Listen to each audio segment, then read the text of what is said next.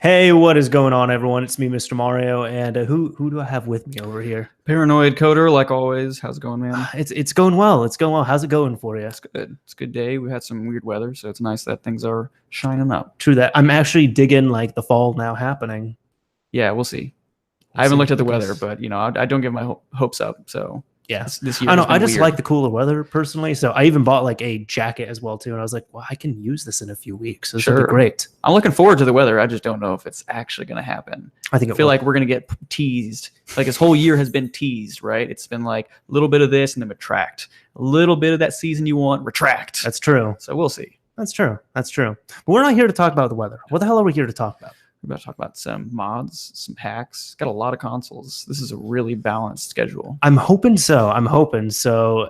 Everyone, it's, I guess the key to a good modding podcast is a nice balanced diet of consoles. I would say so. Yeah.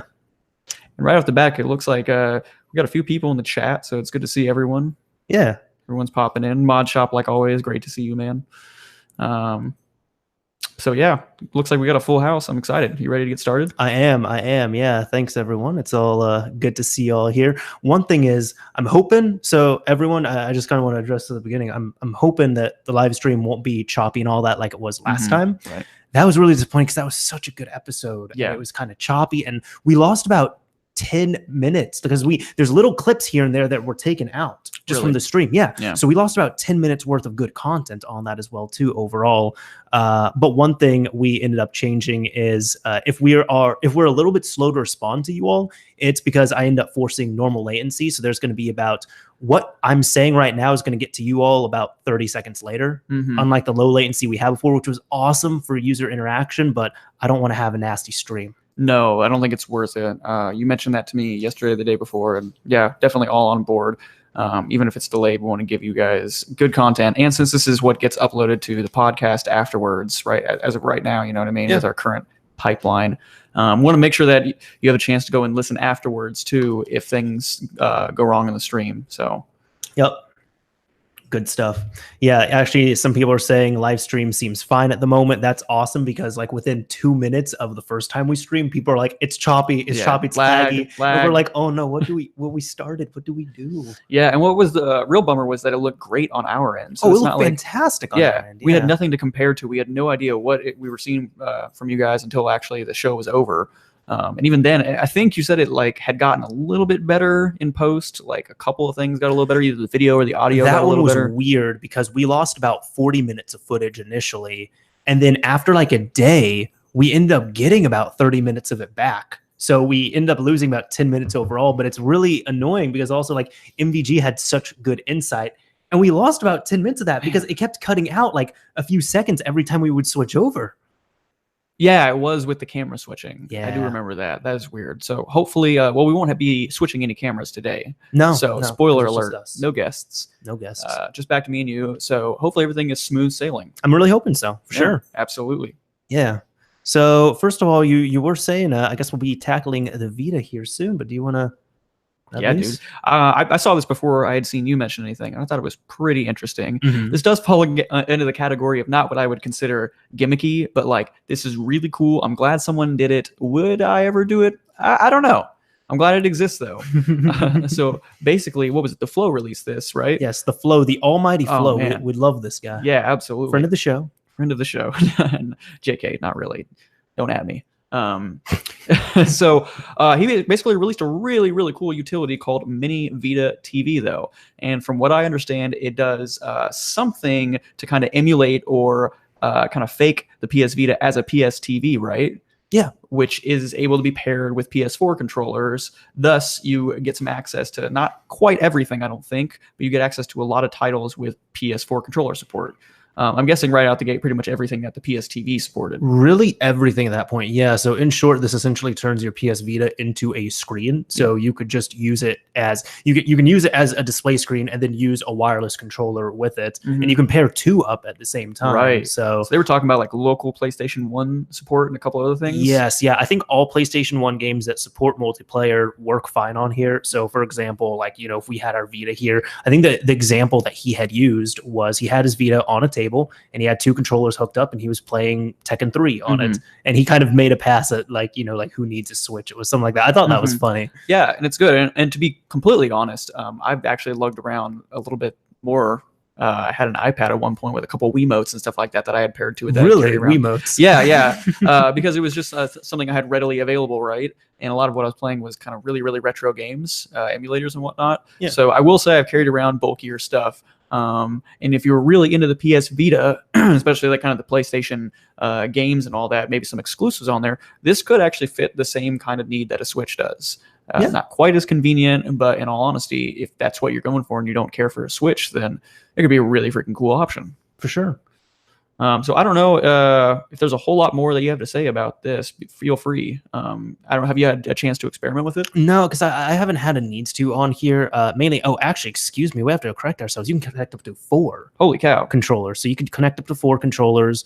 I think the only things Could you imagine doing 4-player split screen on that tiny screen? No, see, I wouldn't want to do that. I think it's awesome that this has been made. That probably just came with the method of execution, right? Yeah. You know, he probably would have had to have gone out of his way to limit it to 2. Right, if the PS TV already supports 4. Exactly. Interesting things to keep in mind are that no fakes work. So you have to have a legitimate Sony created DualShock 3 or DualShock 4. And there's some other warnings where the PS Vita buttons can't be used when the plugin is in use. So just got to keep that in mind.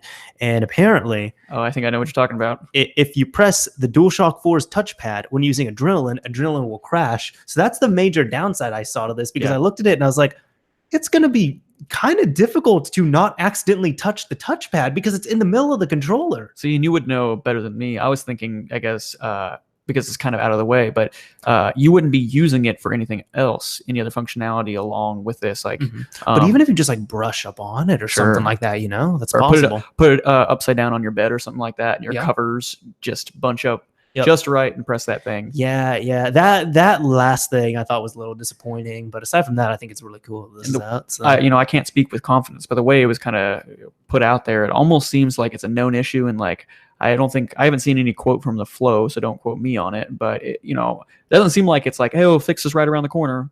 Didn't have mention of that. It was definitely like a precautionary thing. Right. By the way. Right. So, and we're not saying anything like really bad about it either. No. It's just because I'm not going to sit here and shame the flows. Like, it's cool that he did this, but it's like, that's a bit of a deal breaker to me, where I'd be like, you know what, just so I don't crash it, I'm going to play with DualShock 3 controllers, not DualShock 4, which is disappointing for me, at least, because I like the DualShock 4 more. Yeah. Well, it's nice that you have the option, first of all. Yeah. And compared to what you get out of it, if this really, really fits a need for you, then it's kind of a small thing in the grand scheme of things. So great work to the flow. I think this is awesome. Didn't quite see it coming, but I think it's awesome, especially with the Switch out there. I'm sure there were people that were wanting something just like this. Absolutely. Yeah, because even I think if you're just playing by yourself, I mean, like, for example, we're just like at the table here, it'd be nice to just like have the Vita and like post it up like here on my laptop and just be playing with the controller. Like something like that would be cool. So yeah, depends on what it is. The next thing we have here is something called VitaGrafix, which I think is pretty dope. So let me go ahead and share my screen on this one as well too. But this is a new plugin that's been created for the Vita. I've seen it teased for a bit, and it finally came out. There we go. But it's saying it's of course for hacked consoles, and it's a plugin that lets you change the rendering resolution and frame per second cap of retail games. So essentially what this does is you can increase or decrease your frame buffer. You can remove FPS caps if you want to. I think those are going to be the main things on there. But even so, it's been really cool to notice the differences on them. The main ones I have seen with differences have been really Persona 4 Golden. I've seen a lot of screenshots of this. So it's been upped here. It seems like the maximum resolution normally is 960 by 544. Before people say that's too low, dude, you're playing on a little portable screen. Right. It does look sharper. I've seen screenshots of it. It does look sharper. It does look nicer. Most of the time, it doesn't seem like it's really hitting battery life negatively. And the one thing from this article that I found interesting was Borderlands 2 was mentioned. And Borderlands 2, instead of bumping up the resolution, they actually downgraded the resolution, and it's now more playable than before, and it's smooth. Because I've never played Borderlands 2 on Vita. I kind of don't want to. I think that's a very weird system to put it on. But the overall, like the gross overall consensus of it was, don't play Borderlands 2 on Vita because it's slow and the FPS isn't good, and it just doesn't work on the system. But it's the performance isn't good. And it seems to be really tied to the resolution that it was running at. Cool. Yeah, that's pretty neat. So I haven't looked into this myself. I don't have a Vita if you're new to the podcast, so I haven't been able to play around this myself. What was kind of unclear to me was like, is that totally up to the user to designate all of those things? Like, do you just uncap the resolution, or can you pick the resolution? You can pick the resolutions. You can pick if you want to uncap the frame rate here. Yeah, limit, but you can increase the frame cap, the FPS cap variable for a smoother experience. That's what's saying here. So no, it's definitely nice to have this. I personally haven't played around with it yet, but yeah, I mean, it seems really cool. I think the nice thing would be, like, for example, on the PS TV, because, I capture my gameplay footage and all that from it. Like if I'm recording videos and all that. But if I wanted to actually get gameplay, it would be most beneficial on that because, on a small screen, it is going to make a difference, sure. But then all of a sudden you're playing Vita games on, like, for example, me, I play them on like a 23-inch monitor if I'm messing with the Vita TV. So you're going from this screen to like this screen, and those extra pixels will make a difference. Yeah.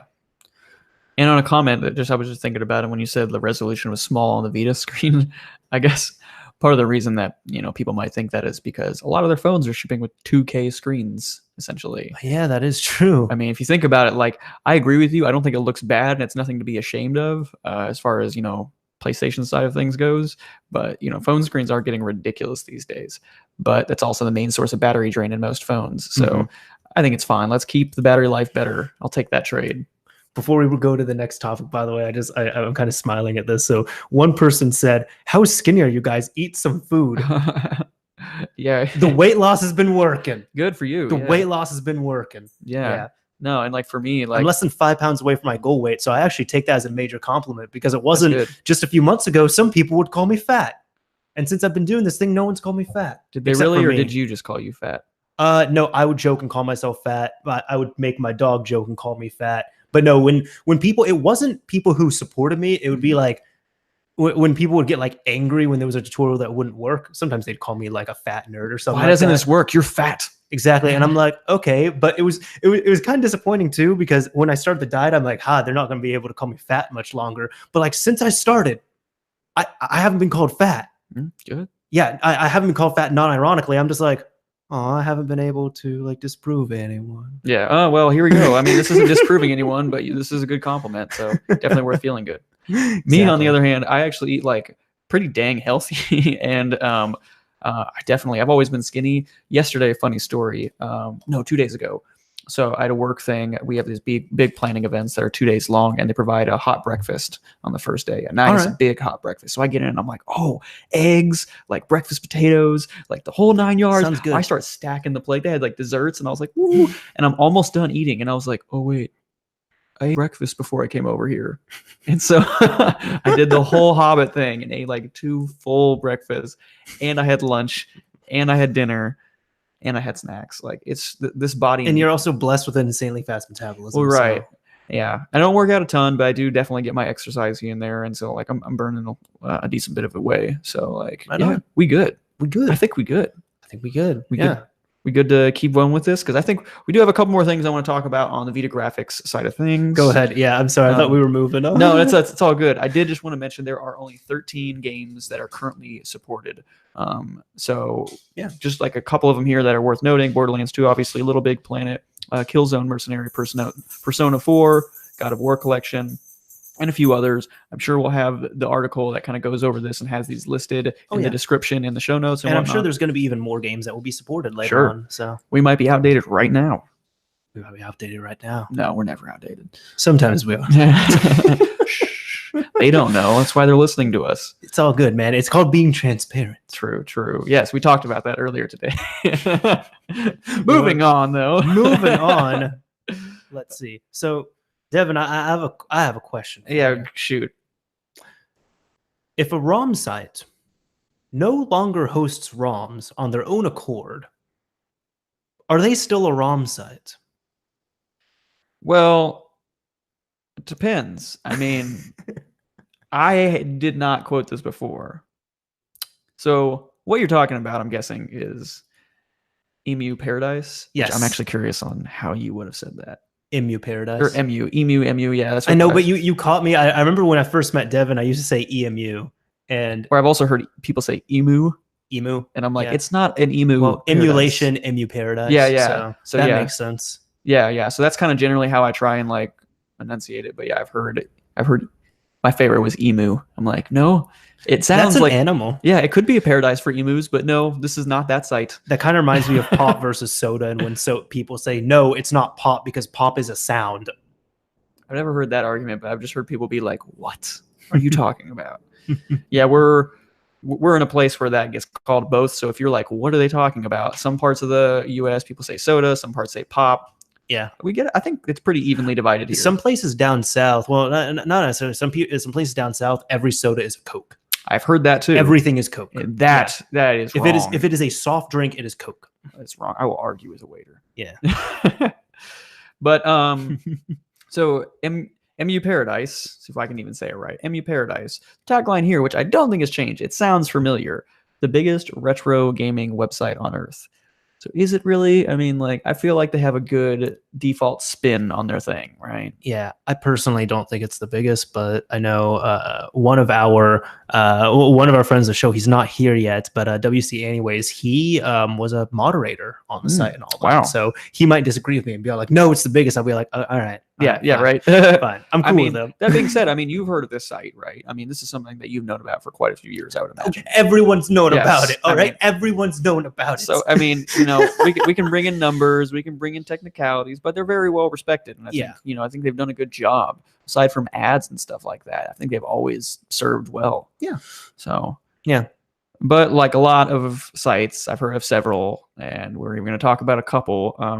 They've been hit by a lot of legal issues, and it's kind of like back to back, or not back to back, but like I think it's kind of like been the last straw. Well, I guess here's the thing that I want to talk about. At least, sorry if I'm popping my knuckles here, bad habit, but right into the mic. I know. I realized it as I was doing it.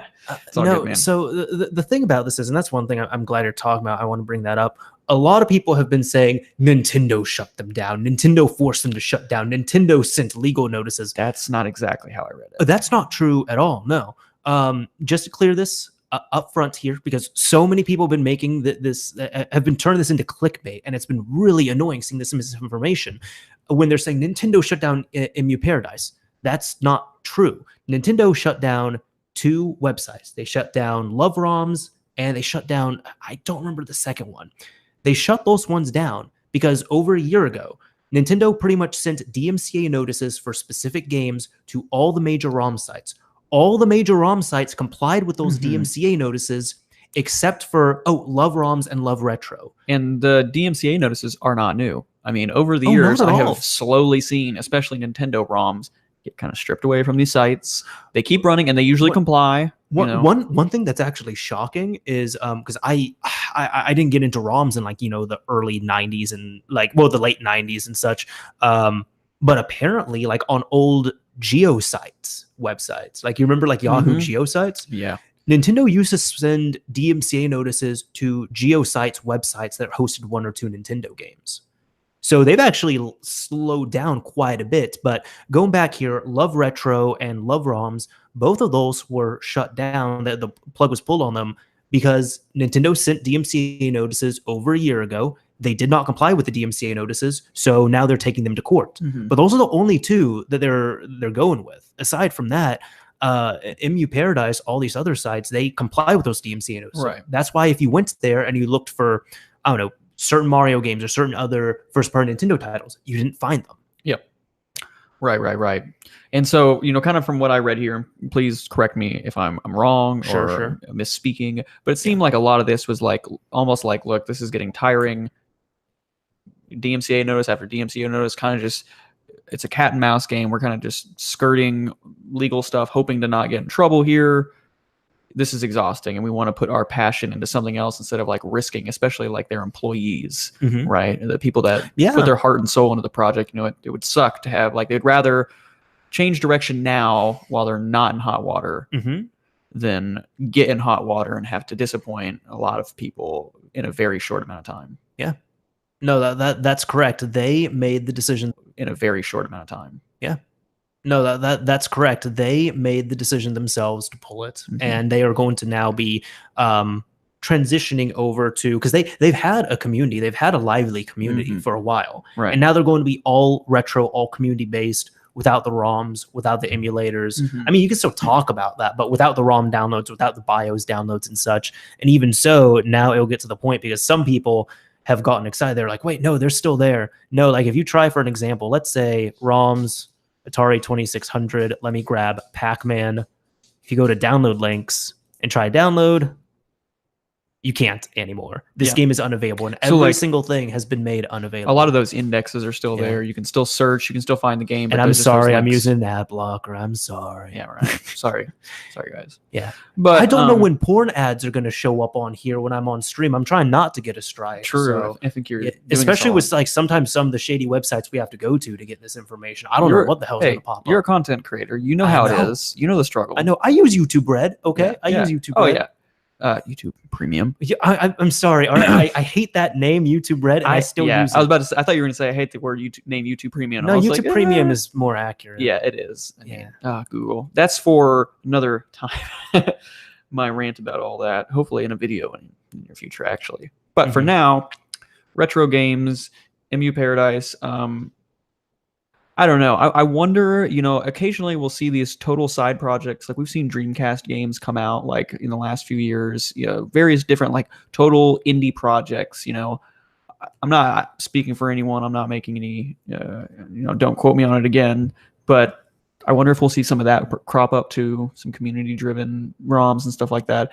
Maybe there's still some copyright deep in those if they're community-driven ROMs and stuff like that. Maybe there's still some copyright deep in those if they're having to start with a ROM base. You know what I mean? Right. Maybe that still won't be good enough.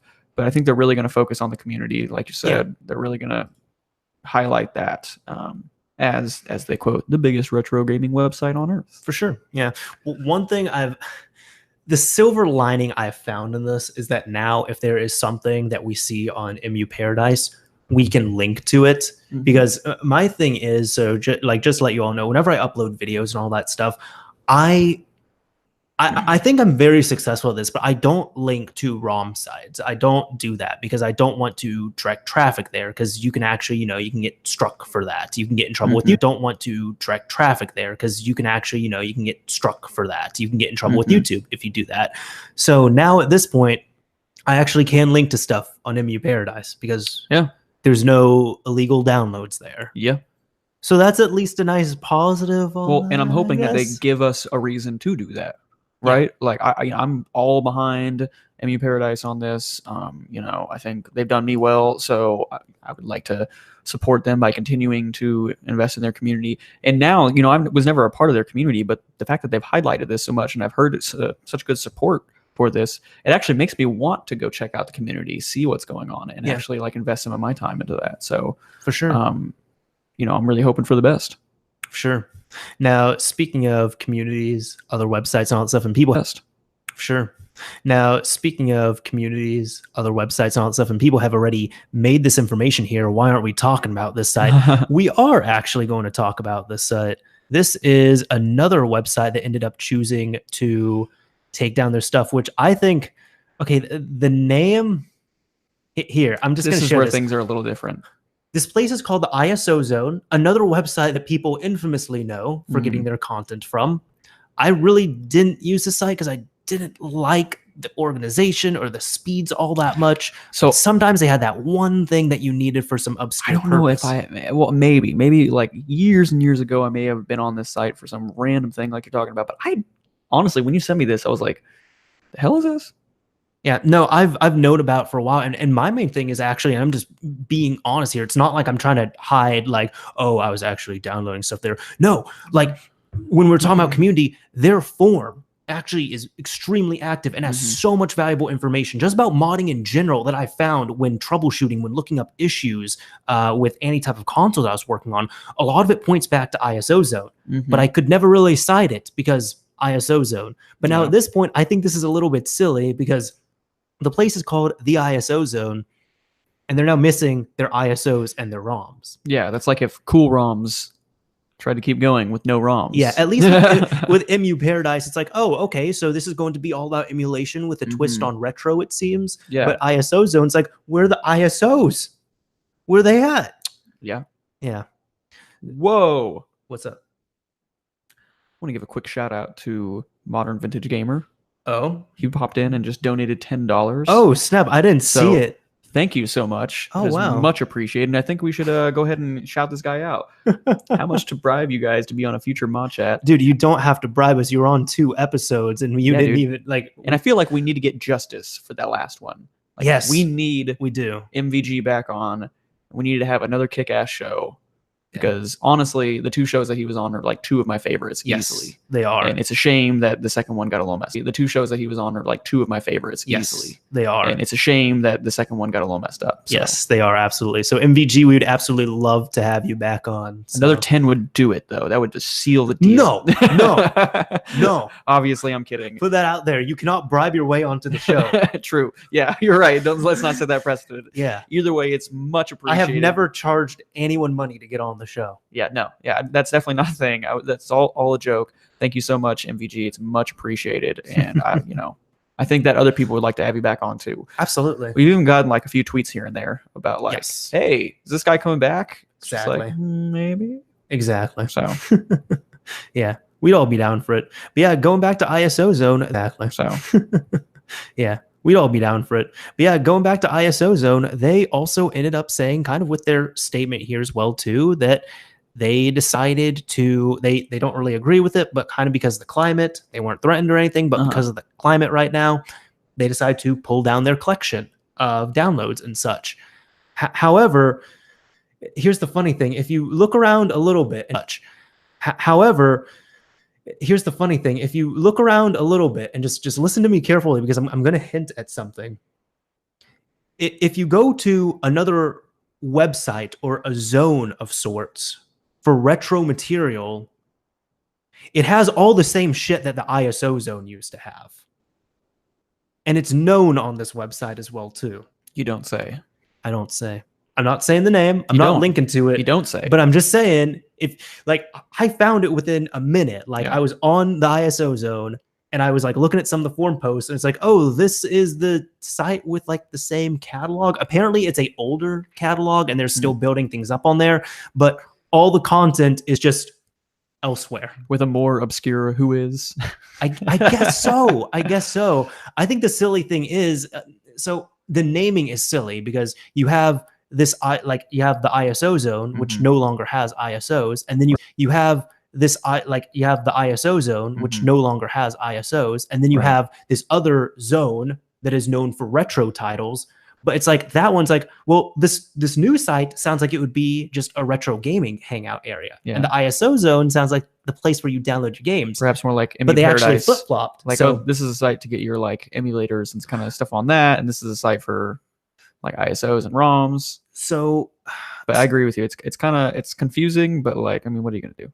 So I think the thing is on this, the main thing, the reason why they did that, they spun up another website and started putting the content on there. And when I say they, I don't want to confirm anything or put anything out there. There is I don't want to confirm anything or put anything out there. There is another website that seems to be, the community seems to be similar. It has all the content that the ISOZone used to have.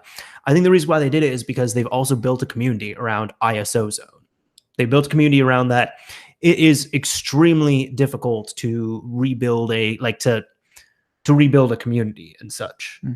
So people aren't going to join. The community is going to slow down because that content is no longer here. So they already have established community and they took something away. While as the other site, they can build up. Like the owners of that site are able to build it up because they have the content. The people are going to come for the content. The community will be built around it. Well said. I try. I can't follow that up. Now, one thing, before we get off this topic, one thing I wanted to ask you about is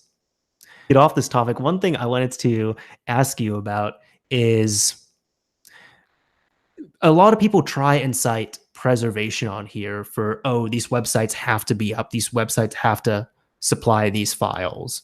What are your thoughts on that?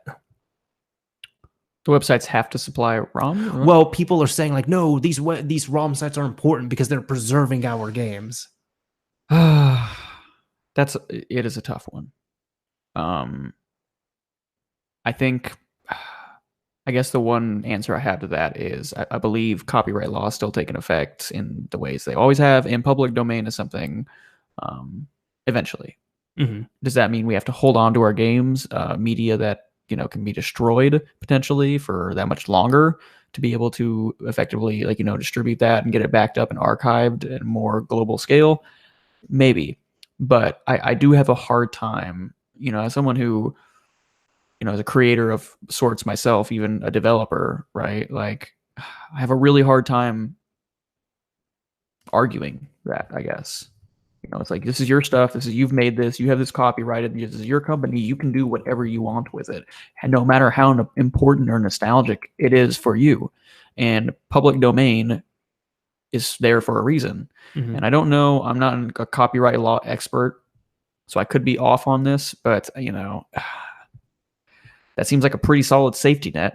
Like, wait a while. You can't play your PlayStation 1 games that you just download offline yet. But like, if it becomes public domain eventually, games that you just download offline yet, but like, if it becomes public domain eventually, right? But it would take so long for some to go public domain. I mean, with a lot of these games too. Here's the thing: like, these have all been preserved. I mean, there's copies that are readily available out there. It's all there. It's available. If you back up your own copy, you can preserve it your own way. All that stuff. There are ways to preserve games without retail games and such as this. There's ways to preserve games without distributing them, such as this. There's ways to preserve games without distributing them all over the place. A lot of people say, hey, if you're going to preserve this, it has to be readily accessible. That's not necessarily the case. Sure. I know there are Andrew Borman, for example, Frank Cifaldi, I believe that's his name. They are video game archivists. It is their job to archive these games, to preserve them and such. And occasionally they might share out a game, something like that. But they do a lot of work where they make sure they're able to get these games. They make sure they're able to make backup copies of them. Then they make sure that they document them. They make sure the information is all going to be out there. Yeah.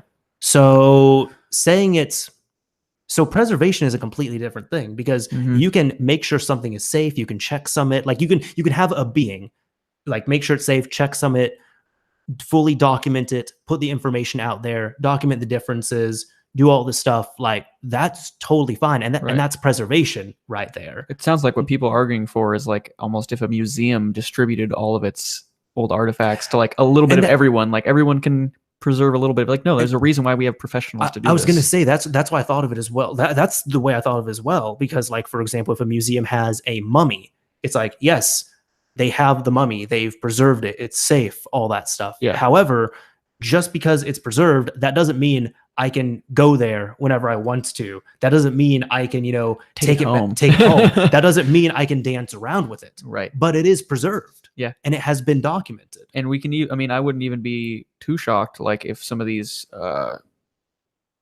preservation companies or organizations or what have you, they could have audits as well, right? Do you have what you say you have? You know what I mean? You haven't lost material.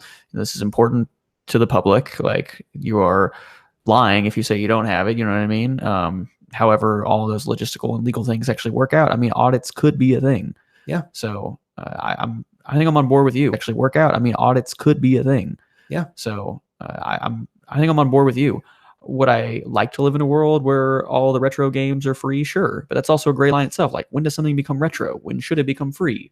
I would argue the fundamental baseline for that is public domain.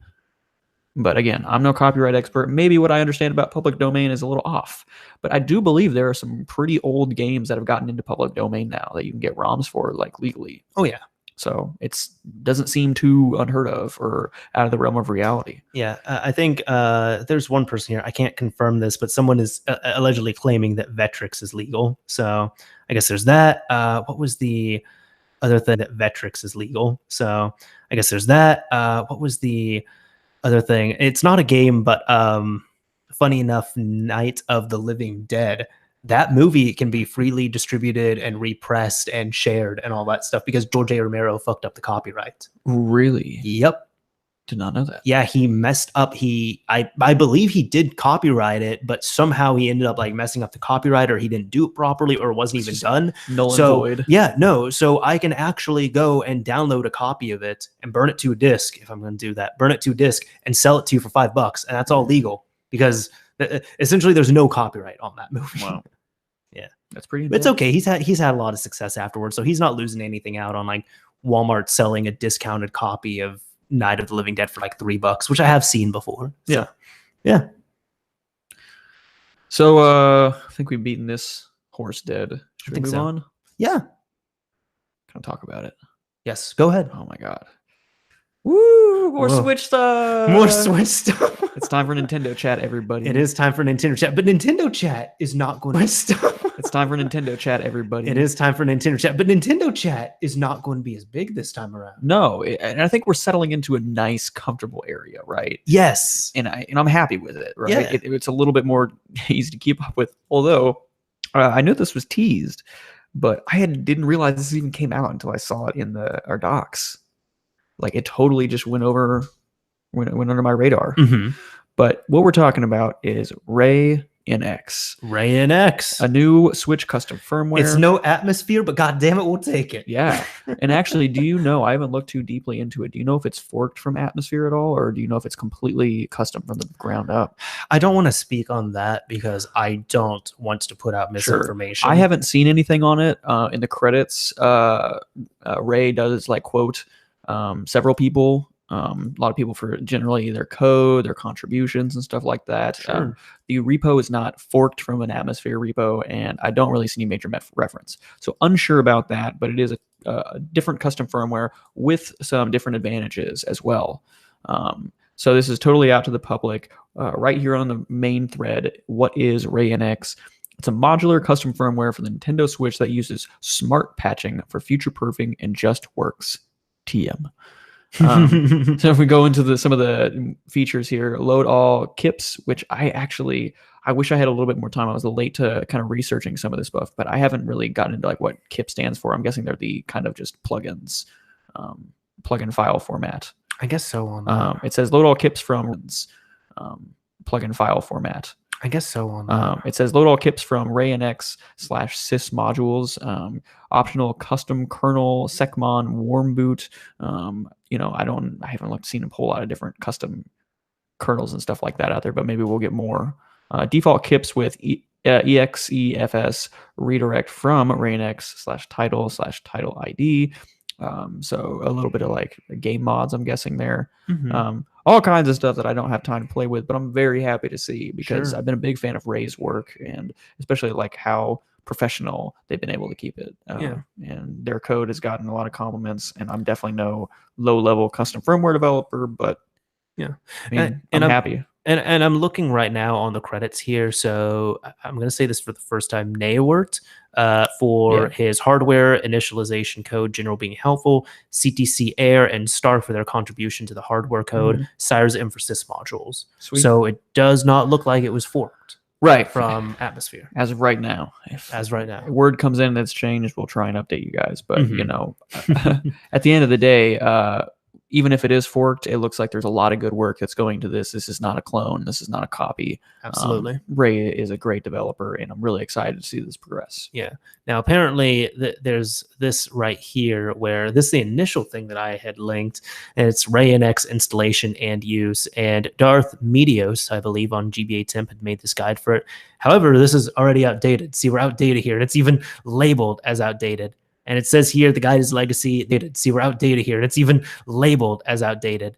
And it says here, the guide is legacy. There's a new website guide available, or very soon will be. Thank you all for your support. I'm hoping there is a website guide that will be very similar to this, because a lot of this, it seems to be easy enough, but at the same time, it's still very much a lot of moving parts where it's, okay, get these files, now get these files, now get this zip package, put this here. I'm not so sure. So if we look at the release, I think maybe the release has been simplified. So if you look at the README, usage. Put ReiNX. Are you looking on the GitHub? Mm-hmm. Oh, okay. So it says usage. Put ReiNX folder on the root of your Switch's SD card and run ReiNX bin with your favorite Fuse launcher. But then you have to put in other things as well too, which is where like the secret stash on the other thread came in. Gotcha. Yeah, I mean, I guess that'd be more for game patches, any other things, whatever you want to do. Yeah, perhaps. I haven't gotten to try it myself. I would love to get this in before the next mod chat. Maybe we can have another mod day where we play around with some stuff. I would totally be down for that. But regardless, it's out officially.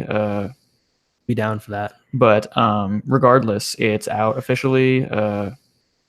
Definitely go give it a try if it's something that you guys are interested in. I am going to look real quick.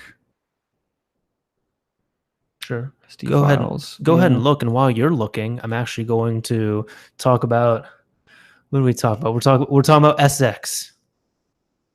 Talking about SX again. So there's been some things that have come out, actually several different pieces of news. So what we're looking at here, let me go ahead and share this on my end. But there is the latest update out for SX OS is 1.5. That's it there. Now I can actually focus. So the latest one is version 1.5. Now this has come under a little bit of scrutiny because the main additions here are an added mass NSP install. So NSP files are essentially this generation's CIA format. It's a installable format for the Nintendo Switch. FTP server support is on there.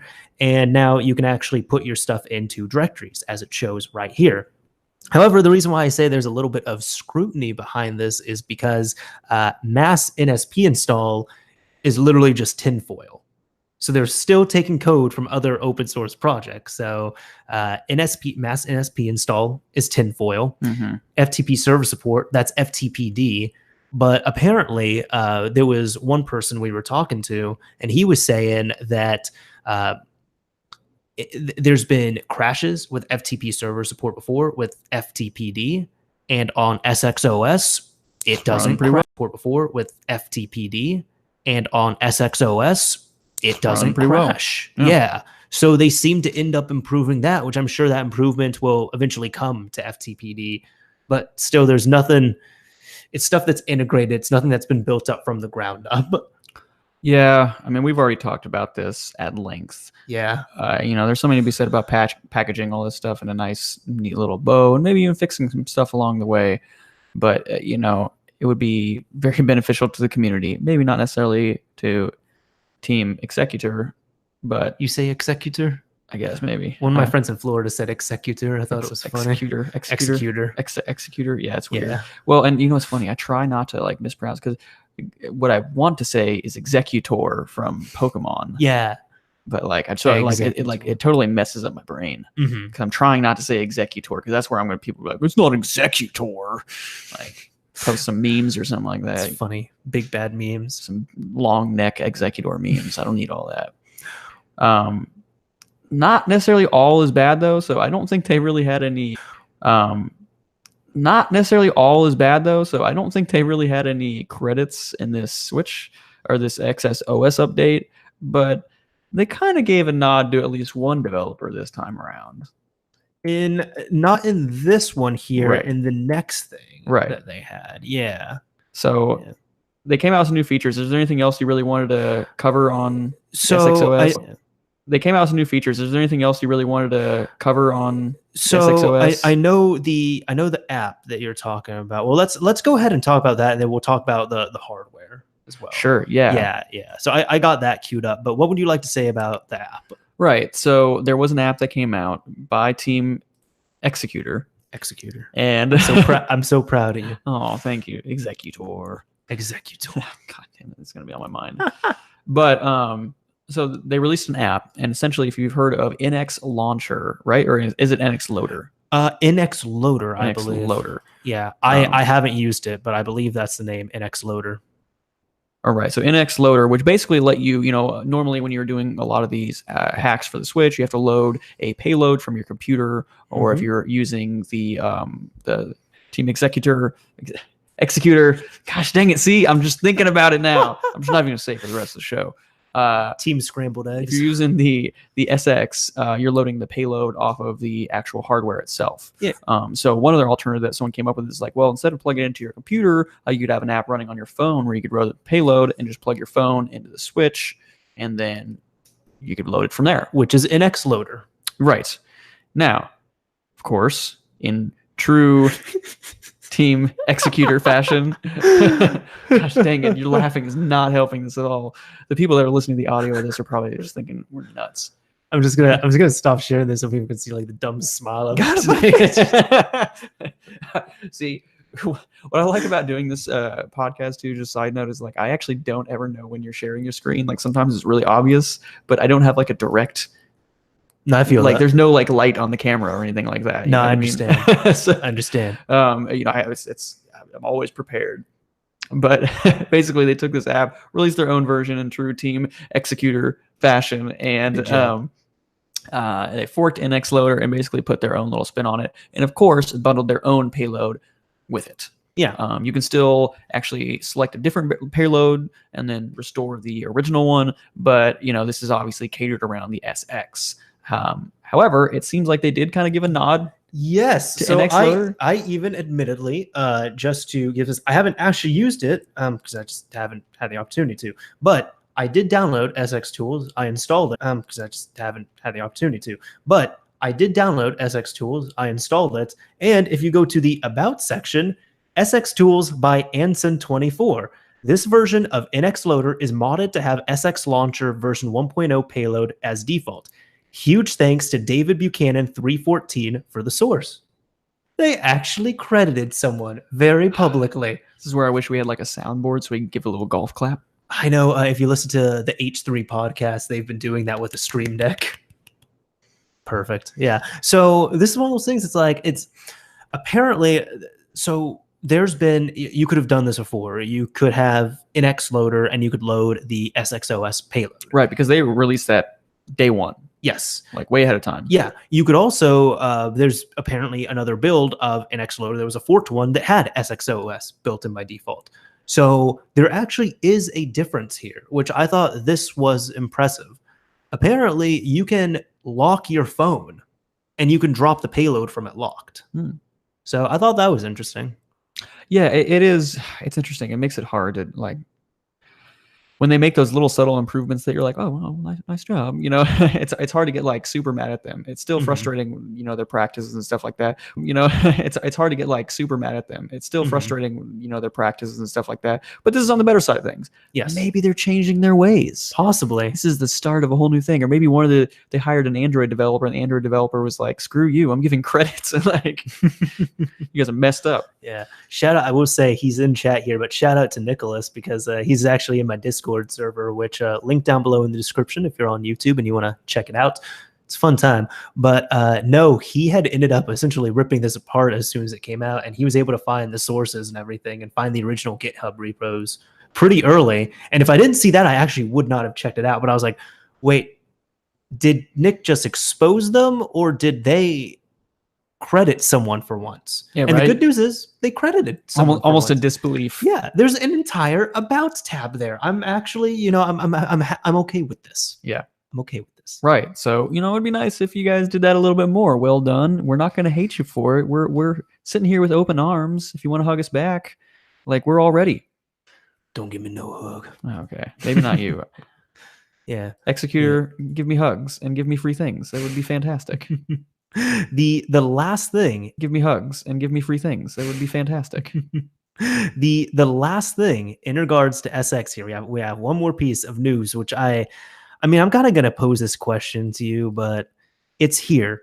Announcing SX Gear, your best OS companion. SX Gear is the perfect solution for SX owners who want an easy and safe way to boot up Team Executor firmware. It can also be used to inject any other payload. Easy and safe way to boot up Team Executor firmware. It can also be used to inject any other payload with a high-quality toolkit from the brand you trust, Team Executor. Okay, So I'm sorry. The SX gear combine our acclaimed dongle and jig strong, sturdy. I haven't read this.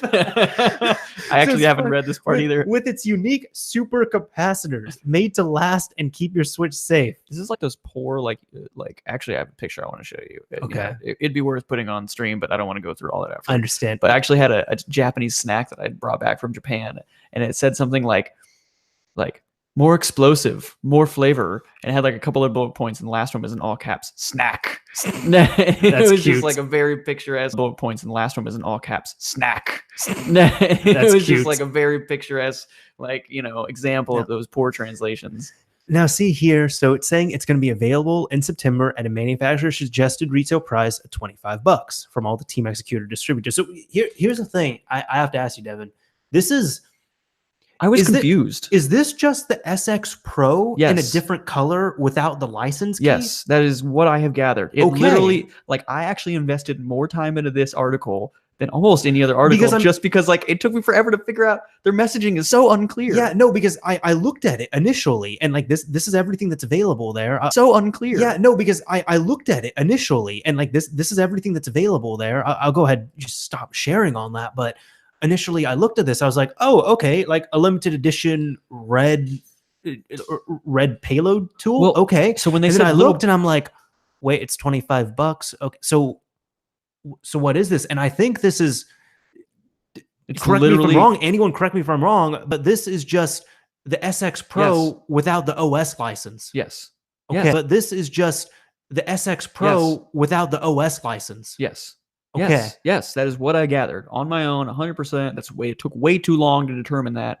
Now, I actually thought, literally what I thought, SX Pro's little brother. I was like, whoa, did they like condense this down? That's what I thought. And it's like, this is a cheaper, small, like, what are they doing? Are they just trying to like totally dominate the market by coming out with something cheap? But no, like, I think you are 100% right. It is literally, I mean, I don't even understand why they didn't just have the marketing like SX Pro plus license. In the future, you will be able to buy just the SX Pro. And you know what I mean? Pro plus license. In the future, you will be able to buy just the SX Pro. And you know what I mean? I don't understand why they had to change the lingo to gear. Like, what does that mean? So I know X41 in chat, he believes that the SX Pro can only boot SXOS, and this lets you boot different payloads, but I don't know. That's not true. Because I know Executor was pretty transparent, and they, well, on this at least, they said that you would be able to put different payloads on their device. This is just a red version of that device without the license key for the OS. Right. I haven't actually tried, but very poorly worded. I will say I haven't tried, and I don't believe you try to load another payload with all the SX whatnots, you know, the SD files and everything else, I guess. But yeah, no, that's what I understood. You could actually, and that's why, like, maybe not, I can't remember. I think that's why you should be able to like load something onto that SX, right? Actual load a payload onto that. Either it comes with a USB cable. Yeah, because it's just actual load a payload onto that. Either it comes with a USB cable. Yeah, because it's just at the bottom, it's just micro USB. Right. Yeah. No, I think it's USB-C. I think it's USB-C. No, it's micro USB. Really, on one end and it's USB-C on the other. Yes, because I had to plug it in a few days ago. Gotcha. It's micro USB. Yeah. So yeah, that was because yours died or whatever, because you hadn't been using it enough, right? Yeah, that was fun. Gotcha. Yeah. Oh well, figured it out. So yeah. So yeah, no, like you can actually load a different payload. As far as both of us know, I don't think you haven't tried it, right?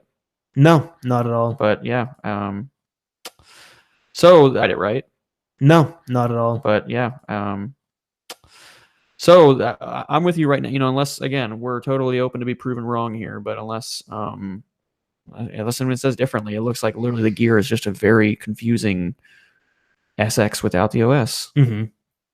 Which I don't mind them having the option. I don't mind them forcing you to take, or I think it's okay that they don't force you to have the license, right? I mind them forcing you to take, or I think it's okay that they don't force you to have the license, right? Yeah. And even you can buy the license by itself if you want to use your own hardware and actually load the payload without the SX or the SX gear. Yeah. So I load the payload without the SX or the SX gear. Yeah. So I like the freedom they're giving the user here. That sounds really weird saying that, but I like what they're doing. It's just a really weird mixed message. I don't know. I was just as confused as you were and came to the same conclusion, though. Oh, well. Mixed message. I don't know. Yeah. I was just as confused as you were and came to the same conclusion, though. Oh, well. Oh, well. Sad. Yeah. Moving on. Yeah. Go ahead and take this one. Interesting. So are we looking at the, let's say, randoms tweet? Yes. Okay. Just making sure I'm on page here. Yeah. We citing tweets here, like the news is now. Some weird stuff is going on. I'm guessing this guy's a developer. Random. There's actual handle is random666_KYS. Yeah, and his bio says, I like game reverse engineering and I like writing homebrew modding tools most of the time for the Nintendo Switch. So it sounds like he was experimenting probably with some system level stuff on the Switch. And he kind of stumbled upon a way to put it into VR mode. Yeah, there is a test VR mode type thing. It brings up some text and then it ends up displaying two smaller versions of your screen on the screen. Which, if you've two smaller versions of your screen on the screen. Which, if you've ever used like VR on your phone or something like that, where you can clearly see it without, putting the thing on, it's pretty much what it looks like. Yeah. I mean, so it's interesting to see that. Now there is a photo here, and this is it's in a different language, so I can't even translate that unless someone wants to be able to translate it for me. But yeah. Now, I think VR mode of some kind. This is pretty interesting. However, with the size and the shape of the Switch, have you all imagined how that would actually be executed? No, and then on top of that as well too, the Switch's screen refresh rate it's 60 hertz, isn't it? Oh, I don't think it's going to go higher. Let's see if we can find that real quick. Yeah, because no, that's actually some people might be all like, "Oh, you're spoiled. 60 hertz is fine." No. For VR, you need something stable and you need a high frame rate, like 140, 150 frames a second, and you need a higher refresh rate on your screen, or else you vomit.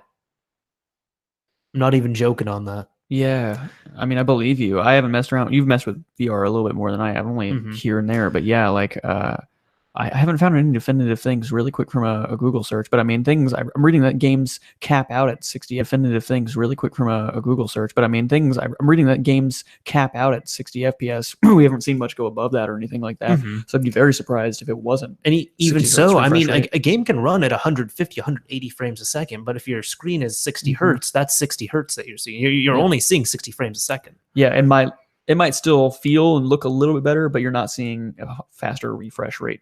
In reality, I think it's very interesting. I think it's interesting to find something so blatant in the system. I guess it's like they shipped this to an extent. You know what I mean? Yeah. I mean, it's kind of. I guess it's like they shipped this to an extent. You know what I mean? Yeah. I mean, it's kind of odd.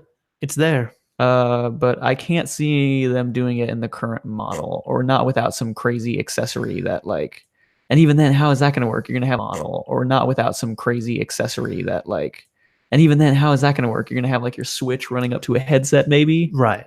Like from the USB port. I mean, I guess with a lot of VR already, you're kind of caught up in all the cords and the cables and everything. Right. So maybe it wouldn't be too weird. Maybe not. But I mean, it's interesting. I don't know if there's a whole lot more to talk about. They haven't demoed any games or anything like that, but. The fact that this is usable, maybe we'll actually see some VR demos coming out of this. Quite possibly. We'll see. Next month on ModChat. Next month.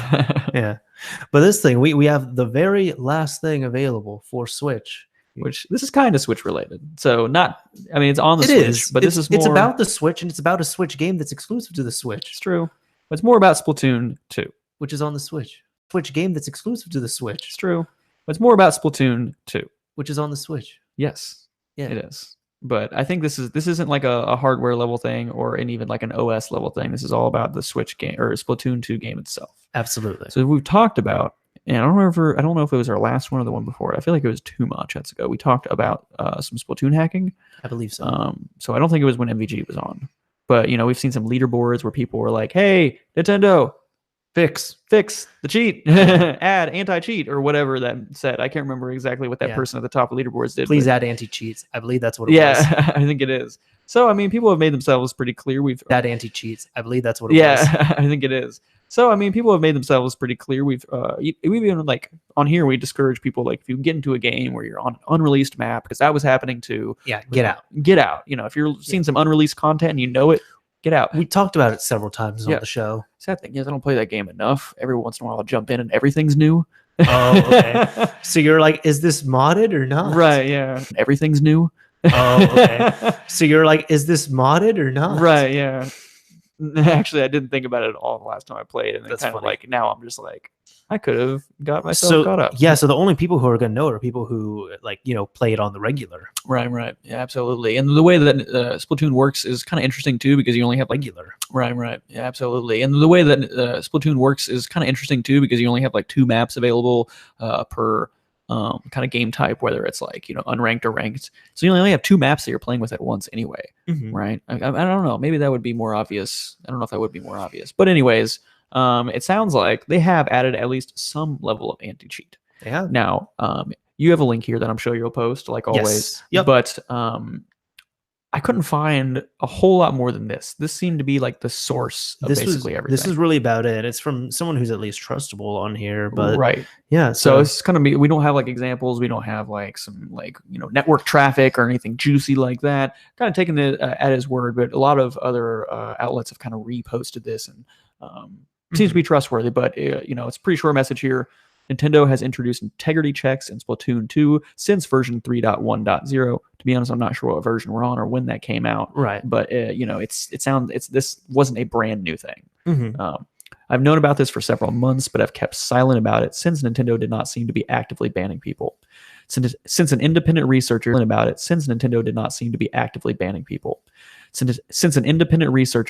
Kangaroo from Splatoon Modding Hub, got to check that site out. Yeah, dude. Has discovered this, I am now publishing this post. For Nintendo's sake, I won't be going into detail about how it works as of yet. It seems that bans are applied 1 day after the game flags you. Beware, the game will flag you regardless if you use mods online. Simply starting the game with edits is enough to flag you. It's very good to know. Be safe. Don't take your mods online. Yeah. Don't take your hacks online. Don't take your hacked Switch online. Yeah. At all. Like, it's the best thing to do. They also mention the following activities are probably still safe: model edits, music replacement, text mods, save edits, provided that what you are doing can be considered as legitimate, and more. Note that above activities aren't guaranteed to be safe in the future. What do you think about that? Because there are some things that I was kind of surprised by. So I was to be safe in the future. What do you think about that? Because there are some things that I was kind of surprised by. So I'll say this is funny, at least that it looks like, if anything, they would be banning for sure for any type of scoreboards, stuff, game manipulation of something like weapon modifications, like an unfair advantage. But if it's something that only you can playing experience, unreleased levels, but if it's something that only you can experience, then they don't seem to care as much. And sorry, I was just gonna say this before you come in, but I know there was a mod of Mario Kart Wii that I played years ago. It's Mario Kart Black, I believe that's what it's called, and it just completely reskins a bunch of the characters. It renames a bunch of the characters. It reskins a ton of the levels. It adds in a whole lot of new music, and it was even mentioned on there that like the creator had not modded the way the game works itself, so you could still play it online. That's why. So that was a fully modded game, but it was all cosmetic. That was it. Well, and as long as it was not game changing, you were safe. And that's what happened with a lot of Halo 2 stuff. Interesting. It was interesting to like, especially when I was on Excellent Kai, to like see what mods I was doing that actually affected other people and what didn't. Because I was confirmed that like a lot of my model edits, like people weren't seeing. It was running on my local machine and that's it. However, stuff like when I was switching out the ammo and guns or making like a gun shoot out a flying warthog, everyone's going to be affected by that one. So that's probably it. But I would definitely be more safe than sorry, if you feeling risky, you might want to double think that. Absolutely. Feeling risky, you might want to double think that. Absolutely. But it's good. I think overall it's good to see them actually cracking down and stuff like this. I'm a proponent of, it would be nice if they kind of limit it to online play only. I do like modding games and playing around with. I think that can be really fun, but I would rather them be on this side than not having any anti-cheat. Oh, I've always been a person to keep that shit offline. Yep. Yeah. Me too. Just keep it offline. Yep. Yeah. And if you do take it online, do private servers, do private matches, do something that's not going to affect the public experience. Absolutely, yeah. And that's what I also really liked about Xlink Kai. I think I mentioned this before, but they actually had like dedicated servers for modding. Yeah. You know, and so there was just like, so you knew what you were getting into. Yep. Yeah. Here are the Killing Spree servers, and here is the modding servers. Yeah. It's funny when I've heard a lot of people complain about, like, you know, the Call of Duty modded lobbies. Understandably so. I mean, I've complained about it as well. But I remember there was something I think there was something I'd heard from someone else a while ago where at the beginning you could, I think there was something I'd heard from someone else a while ago where at the beginning you could, when it was all new, you could impress people with anything. Like if you have just like text scrolling on your screen, or if you have, you know, zero gravity in a lobby, everyone was just flipping out. But it got to the point where like and still anyone can host. I don't know how bad it is now, but it got so bad at one point, like maybe with Modern Warfare 2, nearly every match it was getting a regular non-modded lobby was like finding cold water in the desert. It was so refreshing, so amazing. It was to the point where it's like, because it was so easy to bring mods online, everyone was doing it, people would get into your modded lobby that has 10 times the amount of stuff that original modded lobbies had, and people were impressed. In fact, they were kind of annoyed. They're like, bruh, seriously, another challenge, million XP, no gravity lobby? Like, really? We would rather you just like do. And some of my friends actually did this. They said that they got so annoyed with it to the point where they would go online with their modded consoles with force host, and they would not do any mods. So they would force themselves to be host of the game and then not mod it, just so they could play stock Modern Warfare 2. Yeah, because all the mods would be like dependent on who was host. So it would only be that person's mods. So multiple people in the lobby couldn't actually be like conflicting mods or anything like that. Yep. Interesting. Yeah, I mean, I hadn't really played a whole lot of Call of Duty at that time, but I definitely heard similar things. And while it wasn't nearly as rampant, I had seen people modding online in Halo and Return to Castle Wolfenstein. So I know how it is, you know. Back then it was a little bit Return to Castle Wolfenstein. So I know how it is, you know. Back then it was a little bit, and I was younger, and it was a lot more rare actually. So it was a treat. But if that's an all the time occurrence, man. Yep. Too much of a good thing is bad. Your friends there are good people. We try. But yeah, I mean, anti-cheat's good. Anti-cheat's good. I hope they keep it up. Let's hope so. Speaking of anti-cheat, not all related to it actually. No. Now we're delving into some PS4 stuff as well. So now I want to make a point real quick. Sure. So we talked about just briefly PSP on PS Vita was Adrenaline, right? Yes, we did. So now we're talking about was Adrenaline, right? Yes, we did. So now we're talking about PSP on PS4, which we have talked about before. So we didn't talk about it to this extent because it's getting more and more research. And essentially, there is a PSP emulator on PS4.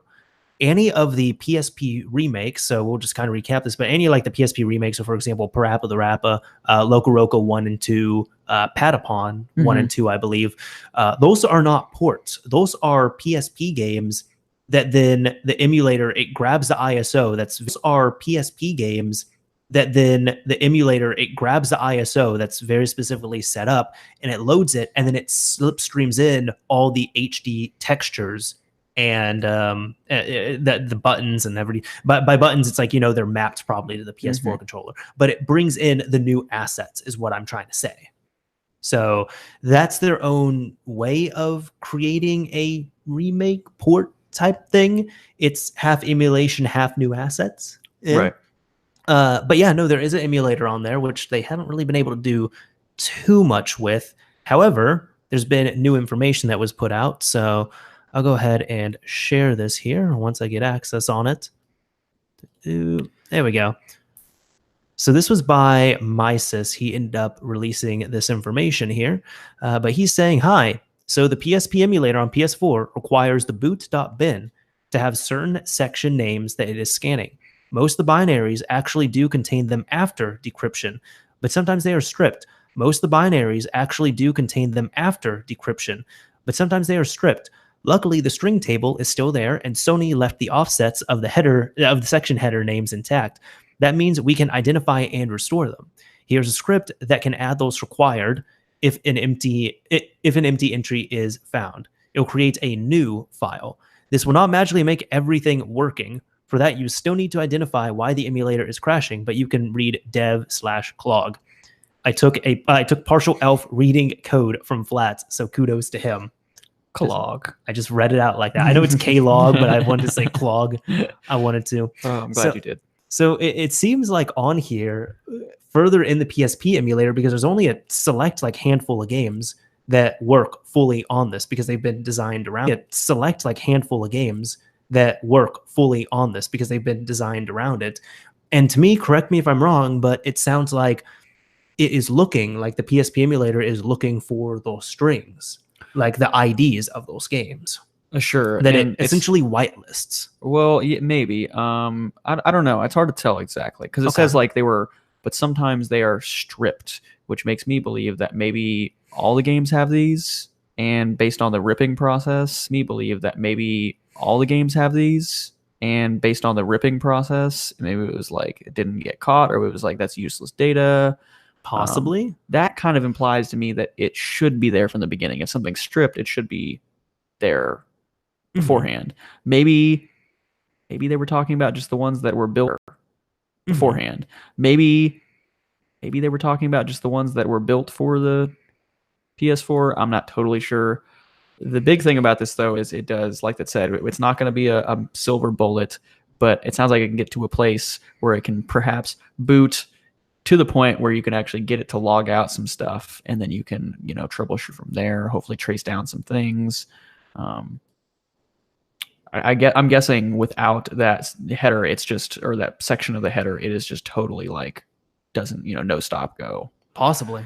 I do wish pass go, do not collect $200. I do wish there was a couple, like a little bit more information on really like a little bit about this, but they did provide us a tool. There's even the source code here. It's written in Python, so it should be pretty easy to run. There's even the source code here. It's written in Python, so it should be pretty easy to run on most systems, as long as you're updated and have Python on it. So yeah, that's pretty sweet. We don't have a list of now like confirmed working games or anything like that necessarily. But aside from the ones that Sony has put out, which again is like Patapon, Loco Roco, and Parappa. Right. And technically, even in this article in particular, so correct me if you know better. I don't see any like, okay, we did get more games working. It is kind of like we're one really big step in the right direction. Yeah, they are. So yeah, it's a good sign. Does it mean progress for us? Not yet, but progress in the future, absolutely. So right now it's still in the research phase. I think the next year or two we'll release you some cool stuff with it. But right now it's still in the research phase. I think the next year or two we'll release you some cool stuff with it. But yeah, with how this year has been going, I know it's gonna be tomorrow morning. Oh my god, that'd be awesome, right? Yeah. The news cycle. I mean, it has a way of like popping in some stuff as soon as we're done. Until then, I'll at least enjoy being able to play. If I want to play PSP games on TV, I have my DualShock 4 controller with my VitaTV and Adrenaline. So yeah, or your Vita if you just wanted to. Yeah, but this is like on a TV. I know. Yeah, I'm just trying to like circle back. No, I understand. I got you. Well, anyways, hopefully we'll see more on that next month. But for now, why don't you go ahead and take this one? Sure. I know Devin asked me about this like 2 minutes before we went live. He's like, "What is this? What is this?" And then I explained it to him, and you were getting a little bit heated about it, and I was like, cool off, not because I don't want you to get mad, but because we should talk about this on stream here. Yeah. So I want you to express your feelings on it there. So Azif, good friend, like someone we respect. I was gonna say friend of the show, but I'm like, he doesn't know who I am. So well, and honestly, like this is not someone I'm familiar with. Like I'm familiar with him because I use his PS4 exploit tool every time I use my this is more the PS4 scene. Yeah, so before anyone jumps down my neck for being ignorant, I am. I'm very ignorant about this. And that's why I'm here, because I've rocked with the PS4 for a bit. So Azif ended up making this. Well, he put out this tweet on the 13th of August. He was saying, when using the DNS as in like the DNS web servers that are available that you can load payloads from, expect this notification to pop up quite a few times in the next week or two. Fair warning before there are Fair warning before there are a bunch of names plastered on top of the DNS in an unclosable box for a while. Clickbait, personally misleading, fake GitHub repos, and videos all apply. And here it says this, if you load up the site, do not trust YouTube videos as sources for new upcoming exploits. Any current video about 5.5x is fake. To those users uploading those videos, stop making new videos and delete your old videos, or I'm naming names next update. Your fake videos and delete your old videos, or I'm naming names next update. Your fake videos eat up too much of my time explaining to others that you are full of shit. So another thing here, Devin, first of all, I do support this. I'm not making fun of it at all. But I noticed this is written at, 11:07 p.m. I have a feeling that his main motivation for doing this, he has said, is that he spent so much time having to tell a bunch of people because they will say, oh, there's a 5.55 exploit. And he says, no, there's not. And they're like, well, yes, there is, because this YouTuber said so, or this video is a thing. So he is just, I understand him. He's just sick of correcting people and telling them, no, those aren't true. And then them calling him a liar when he's at the forefront of some of the stuff here. So I understand where he's coming from, but to me, it looks like I feel like of some of the stuff here. So I understand where he's coming from, but to me, it looks like I feel like he had just one of those nights where maybe he wasn't having the best day and he came home, he decided to work on this in his spare time that he has, and he started dealing with this shit. And he just said, you know what? Fuck it. I'm doing this. I feel like this is a bit of a move. I feel like this is something that he's probably thought up for a bit, but it was just kind of like the last straw, and it was just one night it got him annoyed or mad enough or disgruntled enough and it was just one night it got him annoyed or mad enough or disgruntled enough where he said, fuck it, I'm gonna do. I don't know if that's the case, but I don't know, that's at least the vibe that I get from it. Yeah, I don't think you're wrong at all, but especially someone who is an outsider coming to this. Perhaps if you're in the middle of the scene and you maybe have some emotional involvement, but like this just seems like not the right way to do it. And I'll tell you why it actually pisses me off a little bit. Not pisses me off. That's not the right word, but it's like a little bit like, just like, this is kind of dumb. So he has this thing and he's kind of making a threat. If you go to his GitHub repo, it's a data.json file. That's the real meat of it. And there's nothing in it yet, first of all. That's true. Yeah, this is first. And there's nothing in it yet, first of all. That's true. What I expected was his GitHub repo called Fakes Exposed. I would actually say, and I understand that he's making a threat, kinda, and he's like, I'll let you give you guys a chance to back off. Yeah, but I actually would have much preferred him to be like, put this banner up. You guys are still being dumbasses. I have this useful data.json, not just an arbitrary text file that has like a flair because it's in JSON format, which news to everyone who doesn't know what JSON is, it's literally a way of representing like just data. I mean, a lot of like NoSQL databases like Mongo, they're based on JSON. It's nothing crazy technical. It's really just a way of representing a data object. Right. There's nothing in there. So I'm like, okay, what is this? Is this some like crazy Chrome extension that will like remove these toxic people off the internet? They're like, no, this is kind of like hide Fedora. Maybe. I don't know. I never mess with it. So I'll get into that after this here. But yeah, I mean, it's just like, okay, this is a weird threat with something that isn't actually useful. So if you don't create an extension for it, then you're basically just going to be going to the data JSON to like look for people and like, are they in this list? Like that's going to be a huge pain in the butt, not easily searchable. It's could be way better done. Like create a little website if you're this technically minded, make a search thing and make it so it's easy to just, I don't know, like it could be done so many more effective ways. And now it's like, well, this is still very, very early in the process. Obviously there's not even names here, but yeah. So this is here. It's defined as a website dedicated to debunking fake information in the community, initially aimed at the PS4 scene.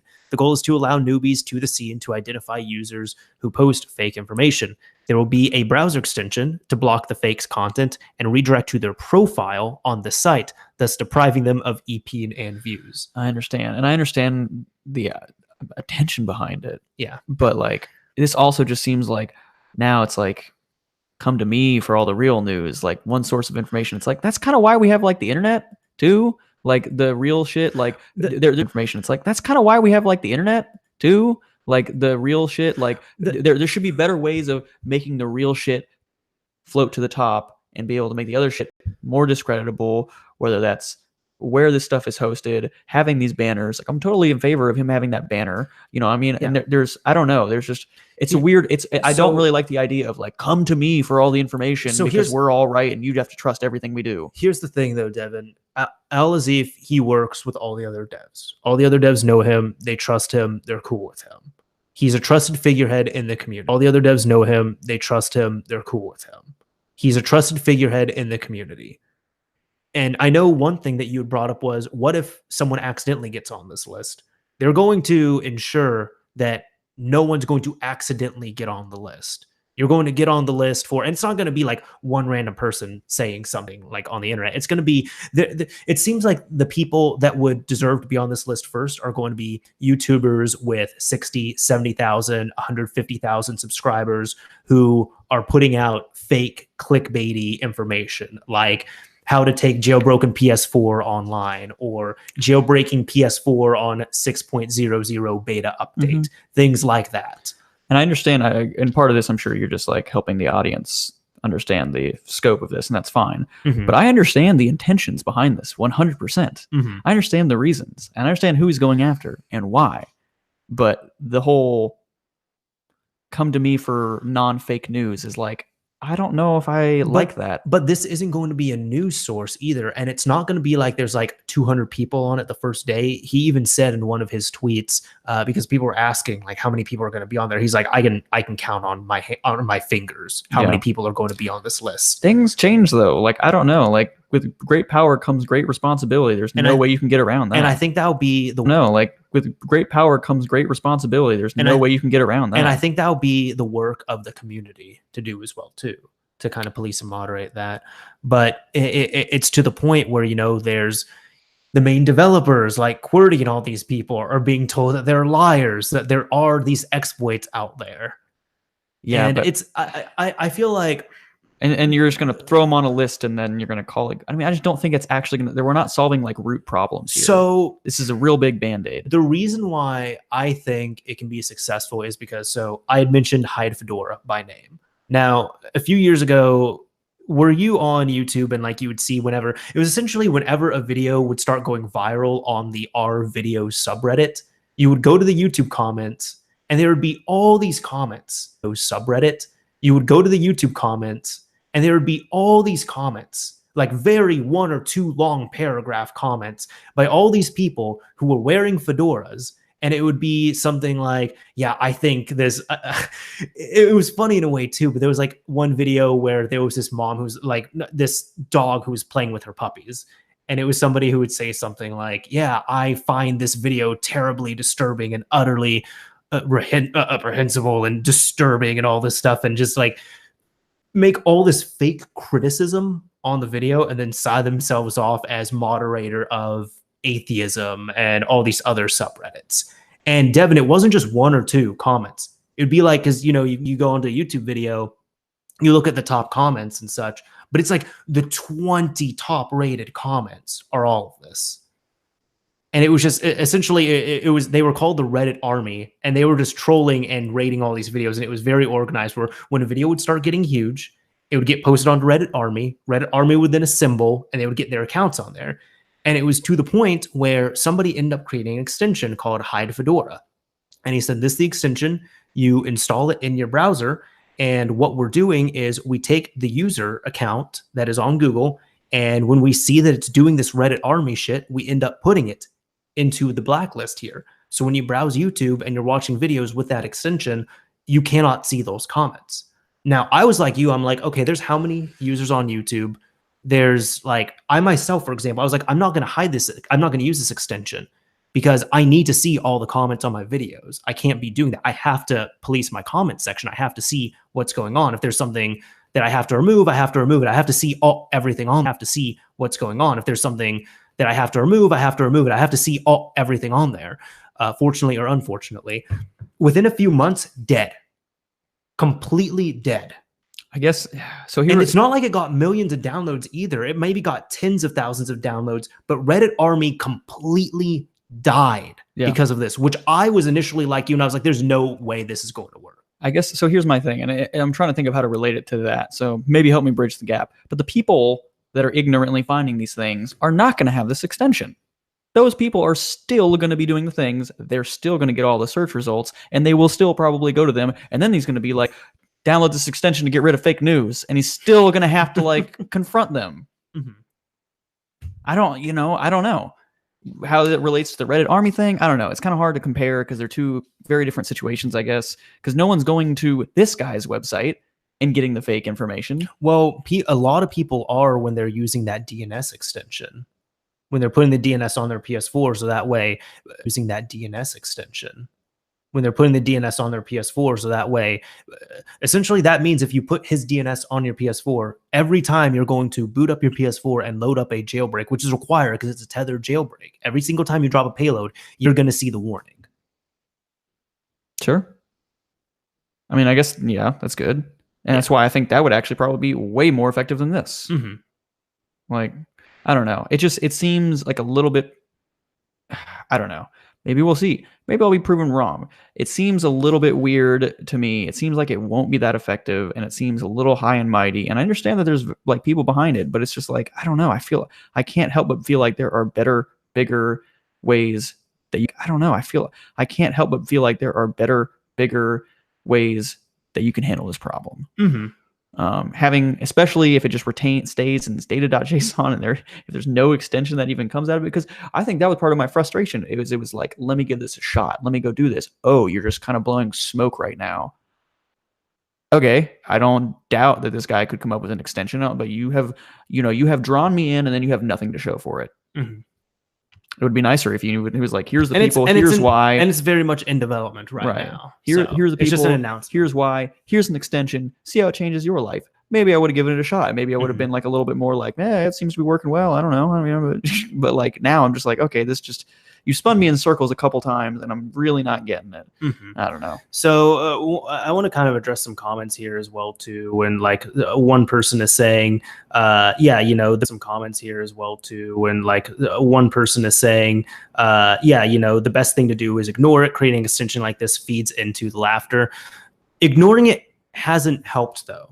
A lot of people ignore it. A lot of people are blocking these users. The problem is they're using platforms such as YouTube, where, again, like these people, no joke, they could have 60, 70,000, 150,000 subscribers. So they have that. Because of the way YouTube works, their channel's still growing and growing. They're still bringing in 50, 100 new people every single day. So ignoring it in this case really hasn't helped. Yes. So not discounting you, but I am curious. I mean, have you seen channels? Do you know if they actually have the audience this large? Or yeah, because again, they bring people in with that bait. Sure.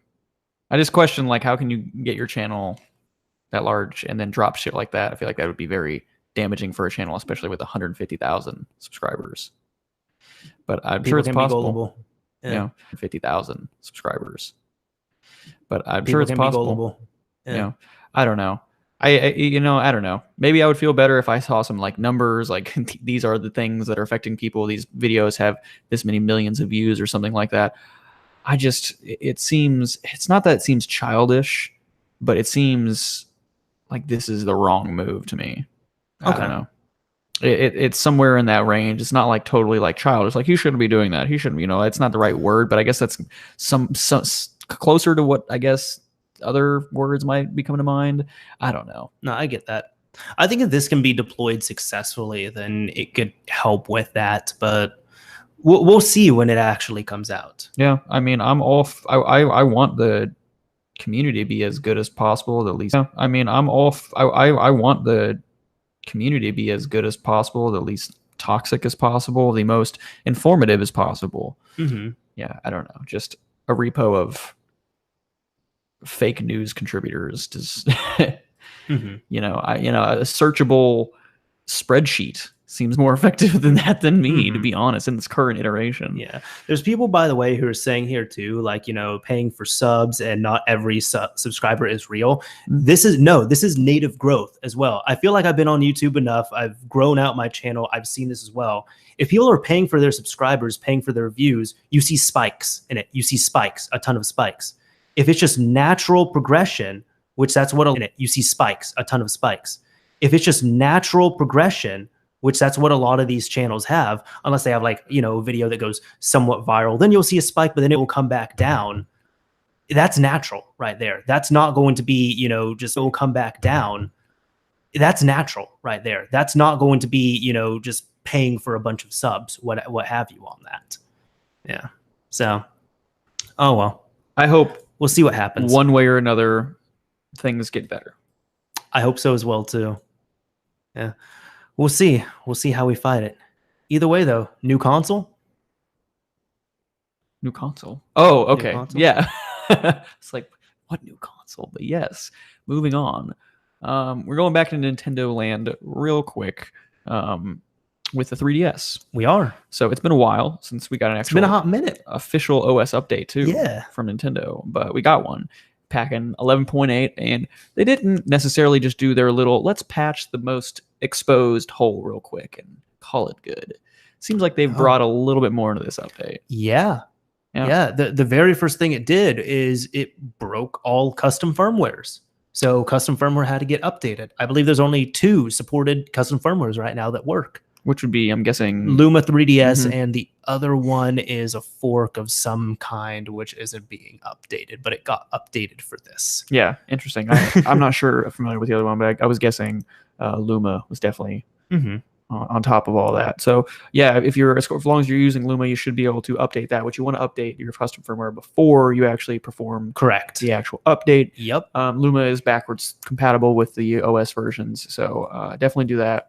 Then update, like normal. For a while now, we've been able to update our system, passively while custom firmware is running because it doesn't overwrite the parts of the OS that we need. Most of the time, I believe it was 11.4 made some changes. Most of the time, I believe it was 11.4 made some changes because there's you can even tell when I look on the 3D Shacks. I love that, but 3D Shacks subreddit actually took me forever to figure out what that was. I was totally went way over my head. I don't know. Yeah, no, there is. I'm just looking in here to see the supported firmwares and such. So let's see, SXTools that stopped working after 11.2. So 11.2 was a big one. Okay. Cake seemed to stop working after 11.4. And then things were good for a bit. For a long while. Yeah. But it was 11.8 that came out that ended up changing. So, and honestly, I had gotten a little spoiled with updating my OS. Like I actually given it more benefit than doubt. Right. Yeah, because you get comfortable. And by the way, the other one that's been the only other firmware that works right now is ReiNX, which I had not heard of. I have heard of that until I looked it up, and I did not know anything about it. Apparently, it's been discontinued. So really, stick with Luma as long as that's still being updated. You'll be good. I think it'll be good for a while. Yeah, stick with Luma as long as that's still being updated. You'll be good. I think it'll be good for a while. Yeah. Aurora is definitely still in the scene, and I've seen them pop up in a few other areas too. So I think that, as long as they have some more interest in the 3DS, I think it'll be fine there. But it is a good reminder. Definitely, there's no real rush to get these updates, especially this late into the 3DS's life cycle. We're not going to get some really crazy groundbreaking features. So, there shouldn't be a big rush. It doesn't auto update. So, thank goodness. So be patient with these updates. Definitely check the forums, check the subreddits, and make sure that your update is good to go, even if you're running custom firmware. Absolutely. Yeah. Do we want to talk about how CDN? Yeah. How all that worked? Yeah. No, that's a big change that we should talk about. Yeah. I think I get the general idea, but it seemed like you were a bit more on top of the technical side.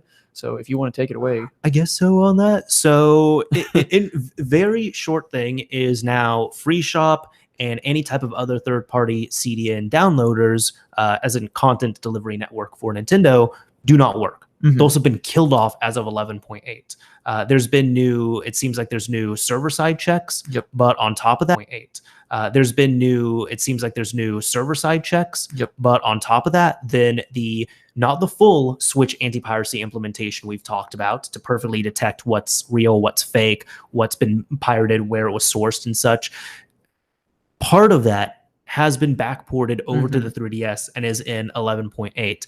And the main damning thing with that is you cannot use any of the third-party downloaders. So again, if you have some of them on PC, you can't use them.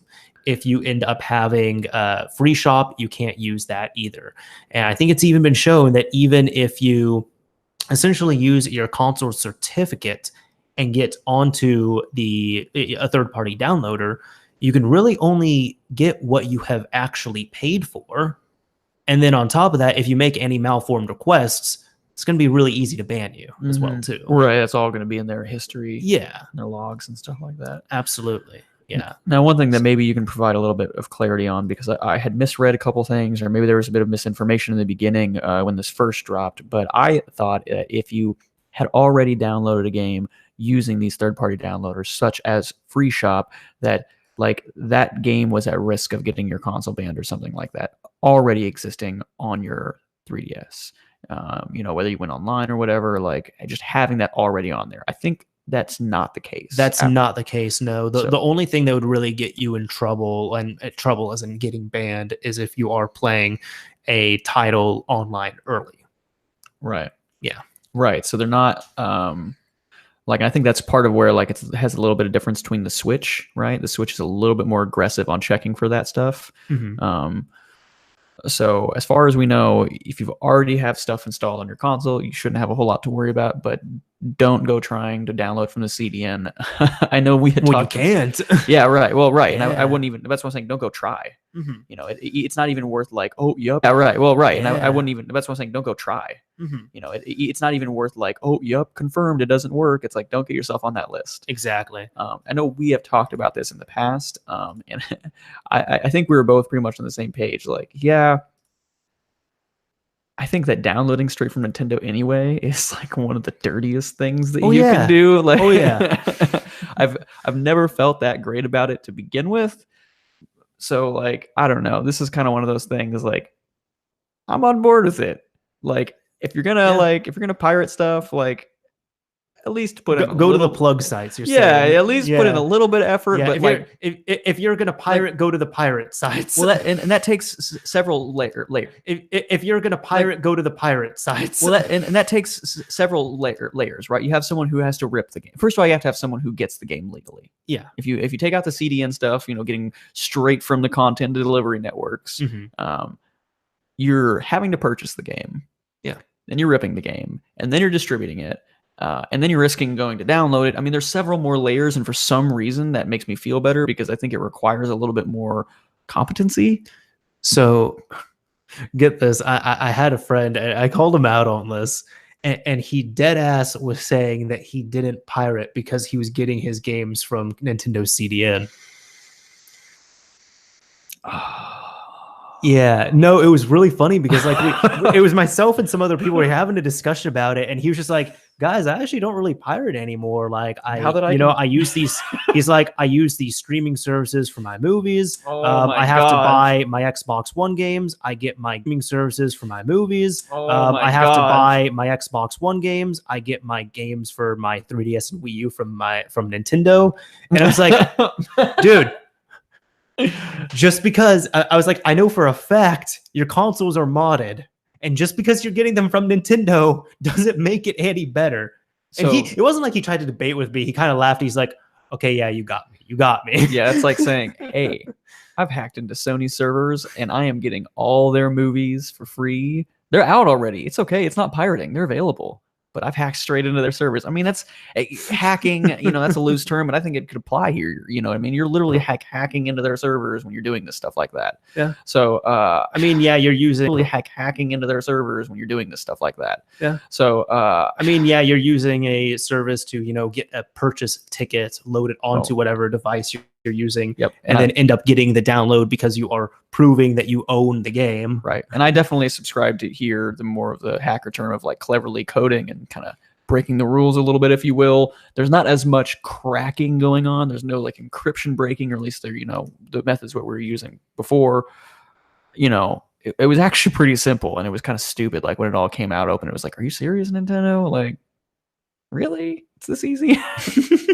So, I think the funny thing is they made this change so late into the system's life cycle.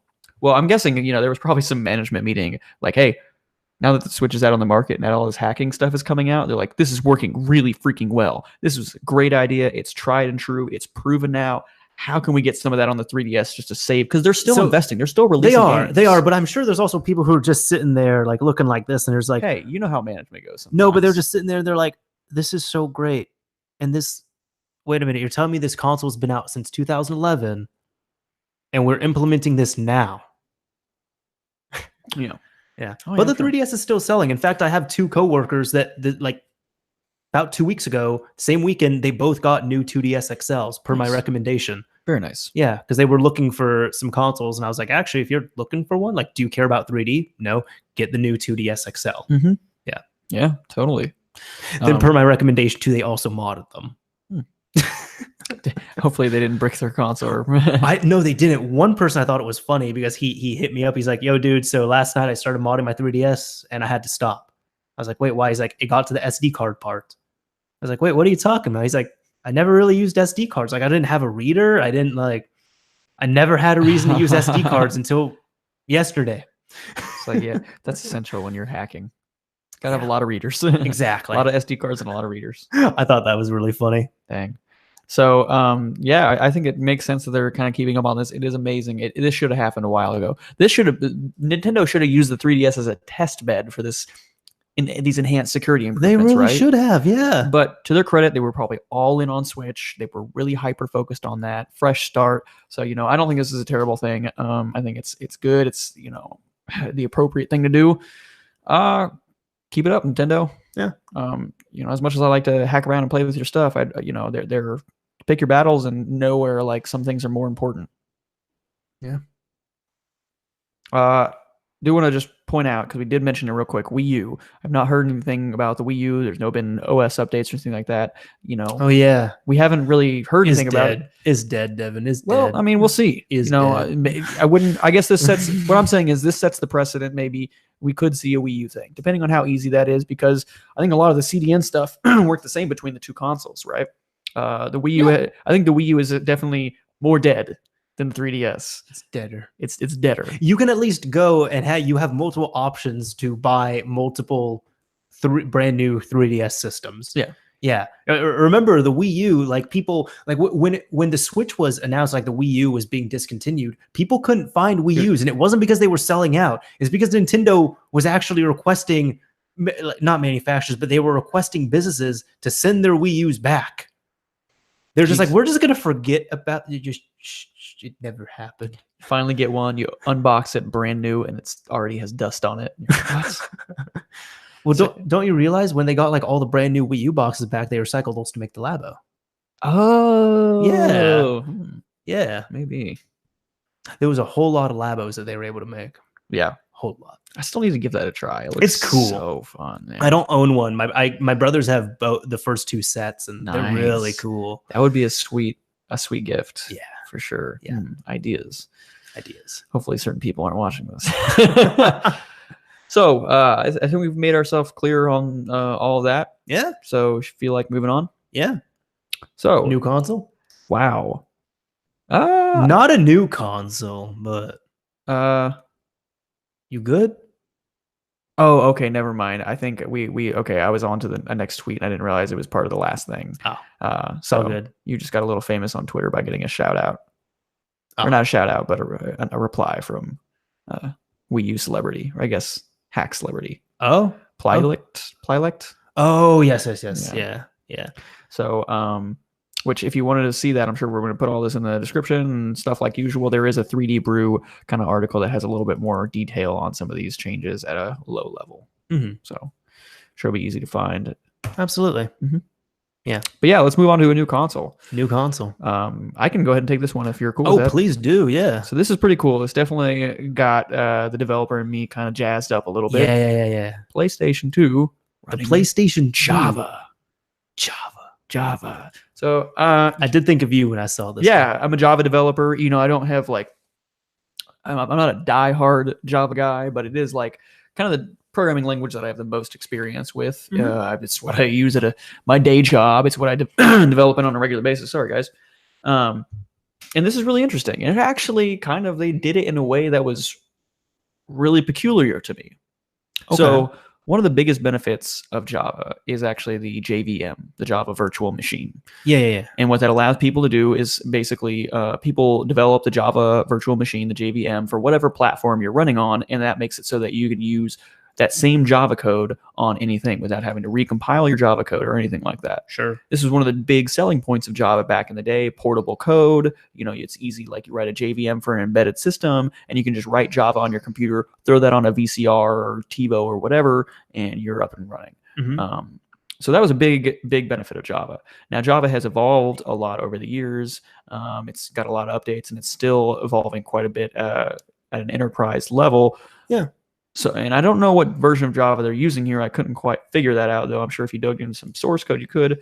They're using Java here because apparently they really like Java, but it doesn't use the JVM at all. Interesting. Right. They just wanted to do a proof of concept, put Java on a PS2. Well, and what is really interesting is they actually wrote, so Java Grinder. Yeah. It's kind of the project that's behind this. Okay. It's actually a disassembler. Oh. So what it does, instead of like we're taking pre-compiled Java code, putting it on a JVM and running, okay, it's taking already compiled Java code and disassembling it to run it and reassembling it into assembly code. Oh, okay. So essentially converting it in a Yeah. way, but here, use the technical term. Right. Now, that seems like a little bit of overkill in a way, but it actually, if you're really wanting to use Java, if you're a diehard Java guy, I could probably argue there's other languages that are good for this, which is why stuff like this isn't usually coded in Java. But Right. I mean, it does open doors for other developers. But yeah, it's very interesting that they took Java and took out one of the biggest benefits to it in a way.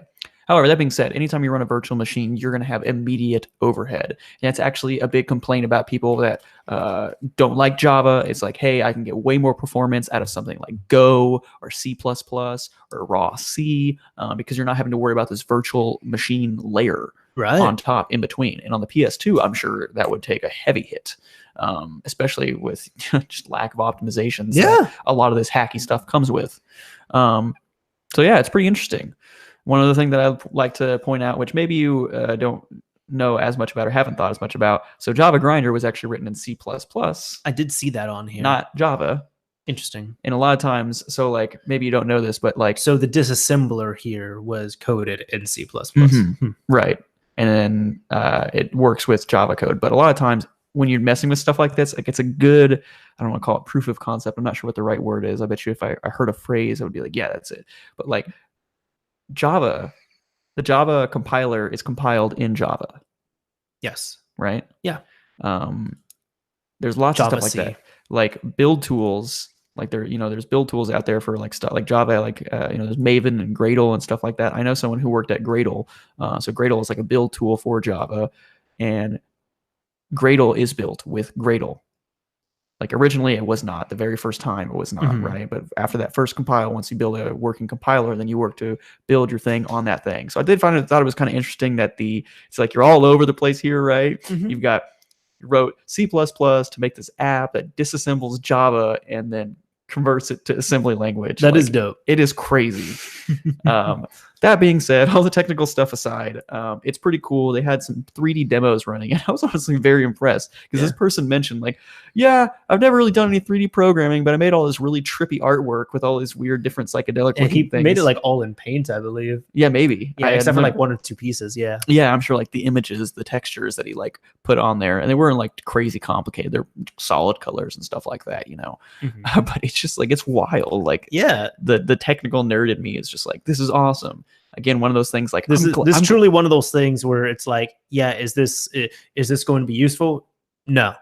So why did you do it? Because I wanted to. True. And this was he did mention like right here, there's a quote, this project ended up being a bigger project than I thought it would. The system itself is actually pretty simple, yada, yada. So I'm pretty sure this was one of those things where it's just like, can I do this? And I started here, and however many months, maybe even years later, it's like, oh, well, now we're here.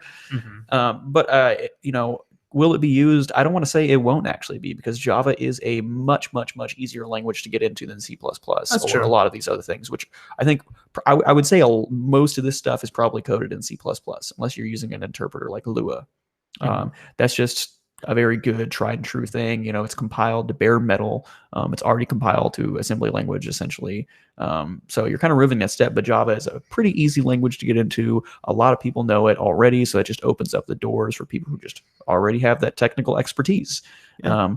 One thing is that Java definitely like can change a decent amount between the versions. So I really wish they would have like highlighted what version of Java they were using. That would have been nice to see. Let me even see if it's available on his website here. There are definitely like a number of massive improvements to like from like even Java 6 to Java 7 to Java 8 and Java 9 and now Java 10. So there are some pretty big improvements that would be, they're not breaking changes going forward all the time. There are some, but they're not backwards compatible. Yeah, and I just did a quick Control F for version, and I can't find a version number that he did, unfortunately. Yeah, maybe like, dang, that would have been nice. Yeah, I mean, it's just it doesn't make that much of a difference. You know what I mean? Especially like most of Java stuff is like backwards compatible. Or I mean, yeah. So if you coded in Java 5 or Java 6, which people who know Java are probably cringing right now, like, don't make me do that. I think you'd be safe. Yeah. So pretty cool. If this is something that you've been looking for, hop on that PS2, boot it back up, and run some Java. Absolutely. The 3D stuff looked pretty decent. Yeah, it did. It truly did. Yeah. So we hadn't talked about that beforehand, but yeah, no, rock with it. That's definitely something. I love seeing projects like that. Yeah, this is probably the one I spent the most time digging into and kind of just poking around and getting geeked up about in a way that I wasn't expecting. Kind of blends my two passions with. I mean, I guess they already bleed over, but development and kind of this modding stuff. So we know we have talked about this, and you have a little bit of experience with this. I guess more than me. Yeah. So we have last article. Last thing we're going to be talking with, and good because this episode has been going on for a while, and it's been a good show. Yeah, it has been. It's flown by. For sure. But yeah, no, this is the very last thing that we're going to be talking about here. So essentially, we got some more GTA 5 lawyer news here. And the last time we discussed something like this, it was with ChroMods, where ChroMods, he made Grand Theft Auto 5 Fucker. He made a few other tools. He was known in the community years ago, and he kind of just stopped and disappeared.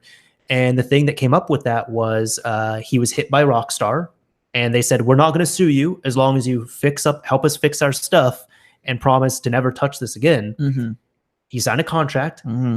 He violated it because he said after about a year, he started working on Grand Theft Auto 5 again. And he just passed his code off onto other people. And he had other people take credit for his stuff. Right. Well, there is a video where, because the case is still going on, allegedly, it was him in this video. He admitted that he had been reversing Grand Theft Auto 5 and he'd been doing all this and he was just having other people take credit. I believe we had quotes of some kind. Maybe it was something we else. did. Yeah, it was the conversation he had with the person who uploaded the video. Yeah, we talked about that bit on the we show. did. Yeah. And so he's actually being sued now because he violated the agreement that he had with Rockstar. Now, I don't remember. Do you remember where that last time we talked about that, where that left off? Because I thought that was... I haven't stayed up to date with the case. No. I thought that's what was happening. So maybe, I don't know. This isn't just it. I guess maybe this is just progressing in a different way. Yeah. But right here, this is an article from a few days ago. This is U.S. judge blocks programs letting Grand Theft Auto 5 players cheat. So I'll just go ahead and go into this here. This is all, of course, about Grand Theft Auto. But let's see. There's been an injunction to stop a Georgia man from selling programs that helps its players cheat at its best-selling video game. And here we go. Take-Two had accused David Zipperer of selling, and that's what his name is, Zipperer. Yeah, of selling computer programs called Menyoo and Absolute that let users of Grand Theft Auto 5 multiplayer feature Grand Theft Auto Online cheat by altering the game for their own benefit or griefing other players by altering their gameplay without permission. U.S. District Judge Lewis Stanton in Manhattan said Take-Two was likely to show that Zipper infringed its Grand Theft Auto 5 copyright and that his programs would cause irreparable harm to its sales and reputations by discouraging users from buying its video games. Stratton also said an injunction would serve the public interest by encouraging Take-Two to invest more in video games and the appropriate because of the high risk that Zipper, who claimed to be unemployed, could not afford damages. the judge dismissed an unfair competition claim against Zipper, who, according to court papers, lives in Ellabelle, Georgia, west of Savannah. And Zipper's lawyer could not be reached, and they're saying the New York-based company has lost at least $500,000 because of Zipper's programs, according to its March 23rd complaint. So that's it right there. The case is Take-Two Interactive Software Incorporated versus Zipper, U.S. District Court, Southern District of New York, number 18-02608. So this seems to be, they seem to be going after this guy mainly because he's been selling these tools that are not only, it's been stuff that, for example, like Chrome Mods, what we had discussed before, his tool was really fucking up the game. It was messing with it. You could even say, people like Rockstar could have been losing potential sales not because of the game. I personally don't believe that people aren't going to buy the game because it's being modded. It's more he was doing, money drops and all that. So people don't have to buy shark cards and all that other stuff. I don't know. I mean, I think Grand Theft Auto 5 is a particular game where I've been in modded lobbies, and it can be maybe more fun than some of that. But I mean, even talked about like Modern Warfare 2 and how discouraging, like people that just want to legitimately play the game. Right. I mean, that could literally discourage people from. But this is different because there's in-game transactions that you can pay for. Modern Warfare 2 didn't have that stuff. Yeah. No, I agree. Yeah. But no, in regards to this, I'm kind of citing the Chrome thing that we had talked about. Chrome's tools, even what he did, it wasn't just innocent playing around with the game. If people are like, oh no, he was just playing video games, he wasn't doing anything wrong, he's deleted these videos. But I said in the previous mod chat where we brought this up, and I'll say it here too, if you saw his videos before they were deleted, he was like, whenever Rockstar themselves would have guests on stream and they would be doing streams on their Rockstar Games account, he was going into those streams and disrupting them and messing with it. So he was actually fucking with their business, fucking with their PR, doing all that. That's why they went after him. Here, it doesn't look like this user has been doing it. I personally haven't heard of either of these tools, so I don't know if anyone in the comment section can go in a bit more on this, but it seems like they would be more, they're going more after him because they're claiming lost sales, but on top of that, these were tools that he was making money off of. So, I mean, yeah, it sounds like you're on the side of the judge on this one. I don't know. Anytime some of this legal stuff comes in, I get really, you know what I mean? Like one thing leads to the next, one thing leads to the next, one thing leads to the next. So it's like, like I don't think it's a good thing, but it's really hard for me to say whether I think this is the appropriate action to take. I don't see. Now here's the thing. We also don't know the full story on this. Now, I want to say I'm not with the judge on this. I don't agree with things like this being sold and such. I think something like this should be, don't be making money off this. Don't be causing a major disruption.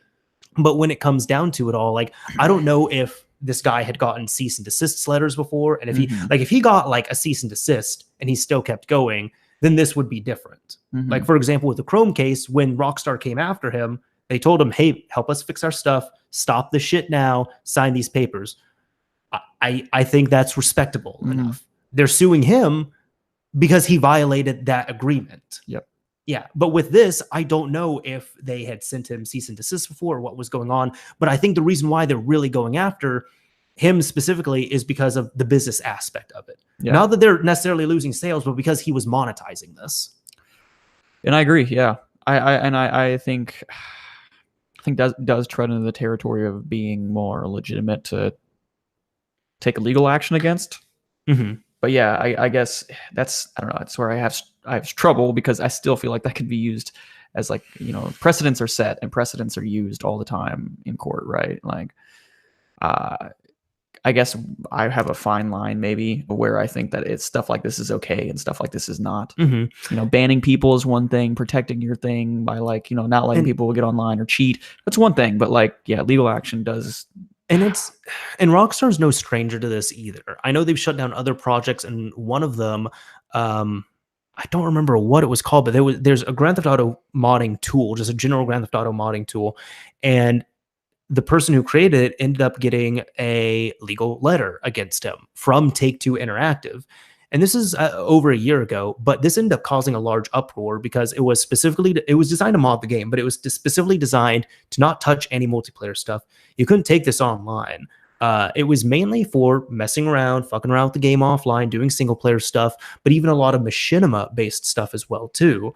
But on top of that, the real slap in the face was that Rockstar had openly and willingly promoted a ton of content that was created using this tool. So Rockstar and Take-Two are different companies, and that's where there was the disconnect. And Rockstar had come out and said, they're just like, guys, we're working on this. Like, we did not issue these takedown notices. That was Take-Two, our parent company. We don't want anyone to stop modding this game. Like, don't take it online. Don't fuck around with GTA Online. Yeah. But we're not trying to discourage modding. And they ended up reversing those damages and such. Wow. And it was just kind of that situation was a situation of the right hand not talking to the left hand, but they got in sync. They retracted whatever legal things had happened. The programs were able to go back online because there was a clear understanding of, no, the developers are okay with this. This is not at all hurting the environment. Mm-hmm. You can mod your stuff single player. That's fine. And I think it's really cool. Yeah. Yeah. And that's where I think Open 4, that's what it's called. Thank you, James. Open 4.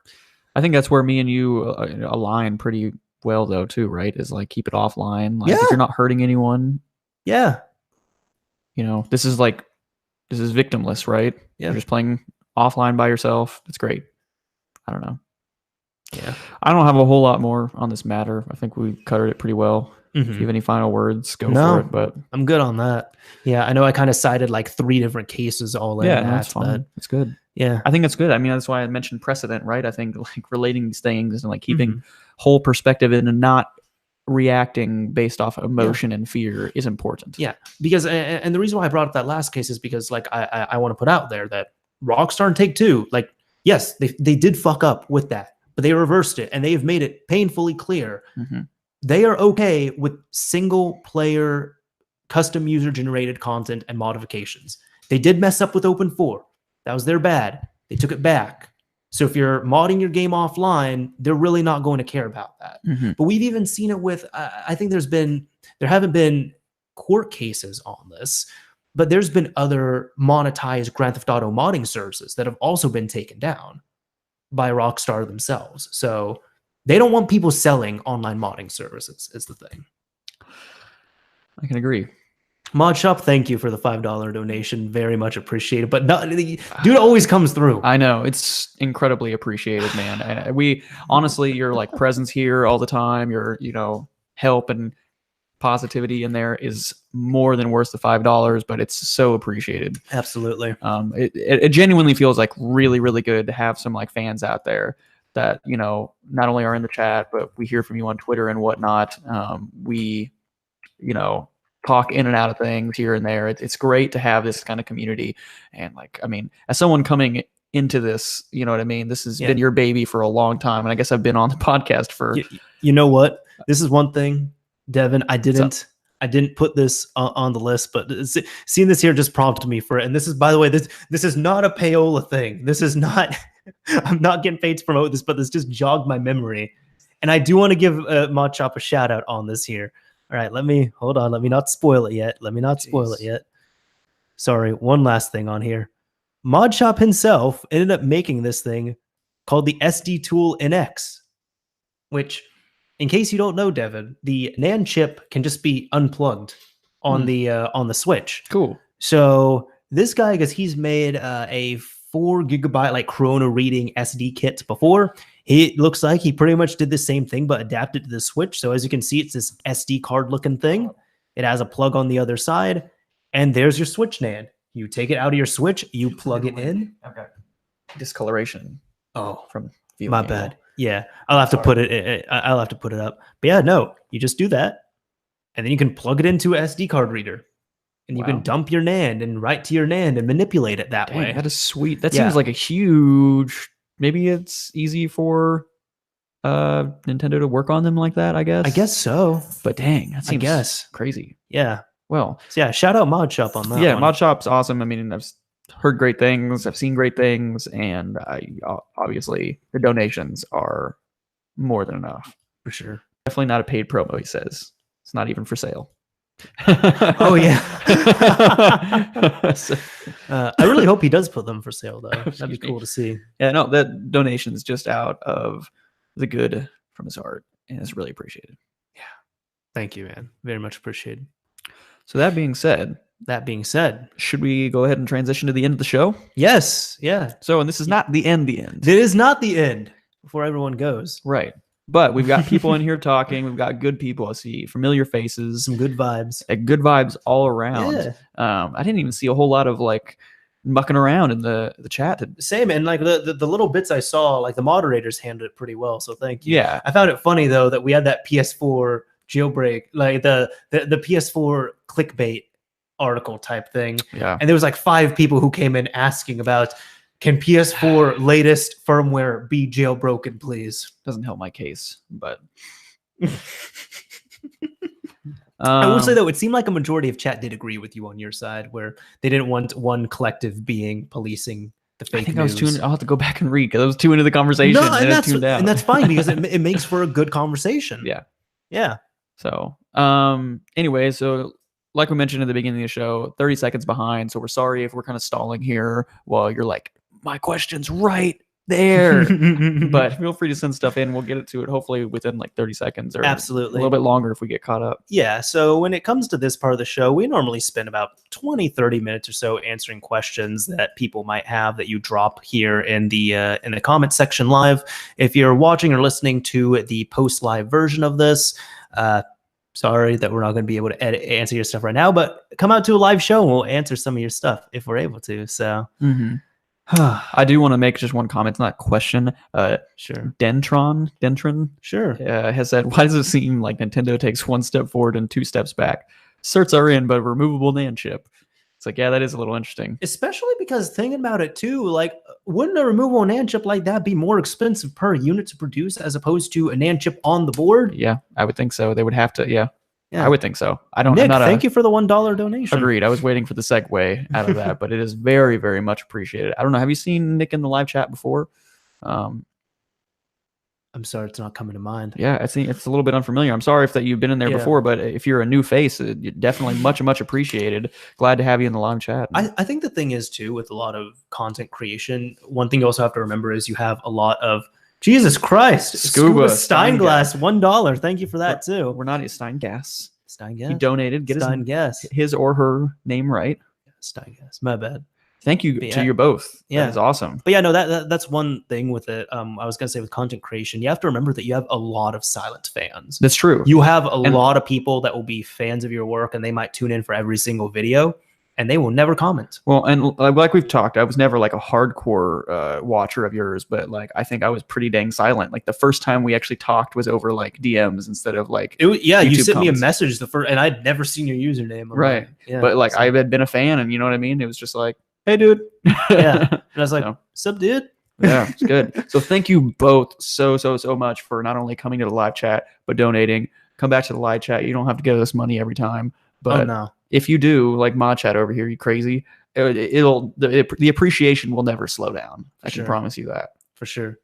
So let's go ahead and grab some of the questions here. So, wait, you do have one more thing. I mean, I don't know if you care about sharing, but this money does go to good use too.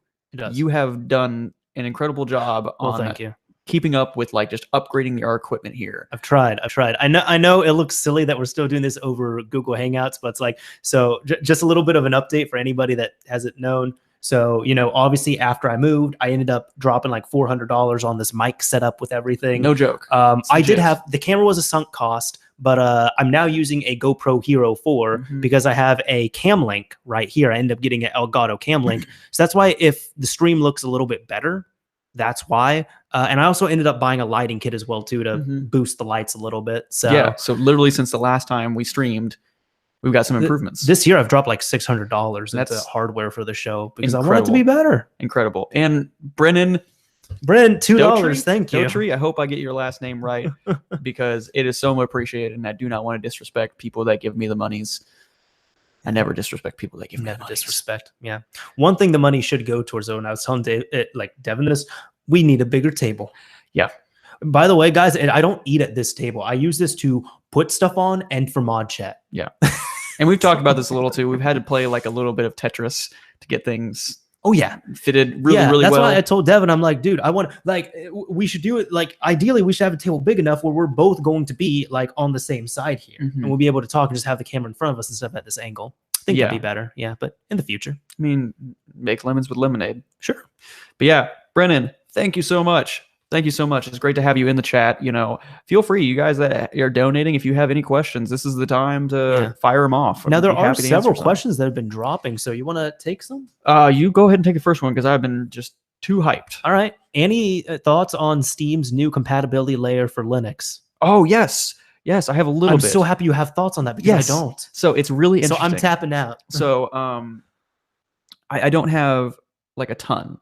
Like a really deep knowledge, but essentially there's this thing that's existed on Linux called Wine for quite a long time. It's like 20 or 30 years old now, or 25 years old or something like that. They just had an anniversary. Isn't Wine called, like, doesn't it stand for Wine is not an emulator? Yes, it is a recursive acronym. So Wine is not an emulator. By the way, international money, £2. Thank you, Oh my Dintron. gosh, this is just absolutely the floodgates wild. Are opening. Yeah, no doubt. I mean, at this rate, we'll have a table next week. No, probably not that quick, just because we're busy. I was going to say, by the way, the reason why I'm kind of reluctant to upgrade the table, I mean, I do need to look for one, but guys, this table that we're using with 4 chairs was $80. It's a really hard deal to beat. Yeah. Brand new. I feel you. Yeah. Furniture is that one thing. Like furniture is expensive. Well, and it's like that thing I'm so easily like settled in, like technology and various other little things. And even my computer chair, it's like, I want to upgrade this. This could be better. This could be nicer. Like my furniture, I'm like, that can stay, like as long as it's serving its purpose. Yeah. So back to the Linux stuff.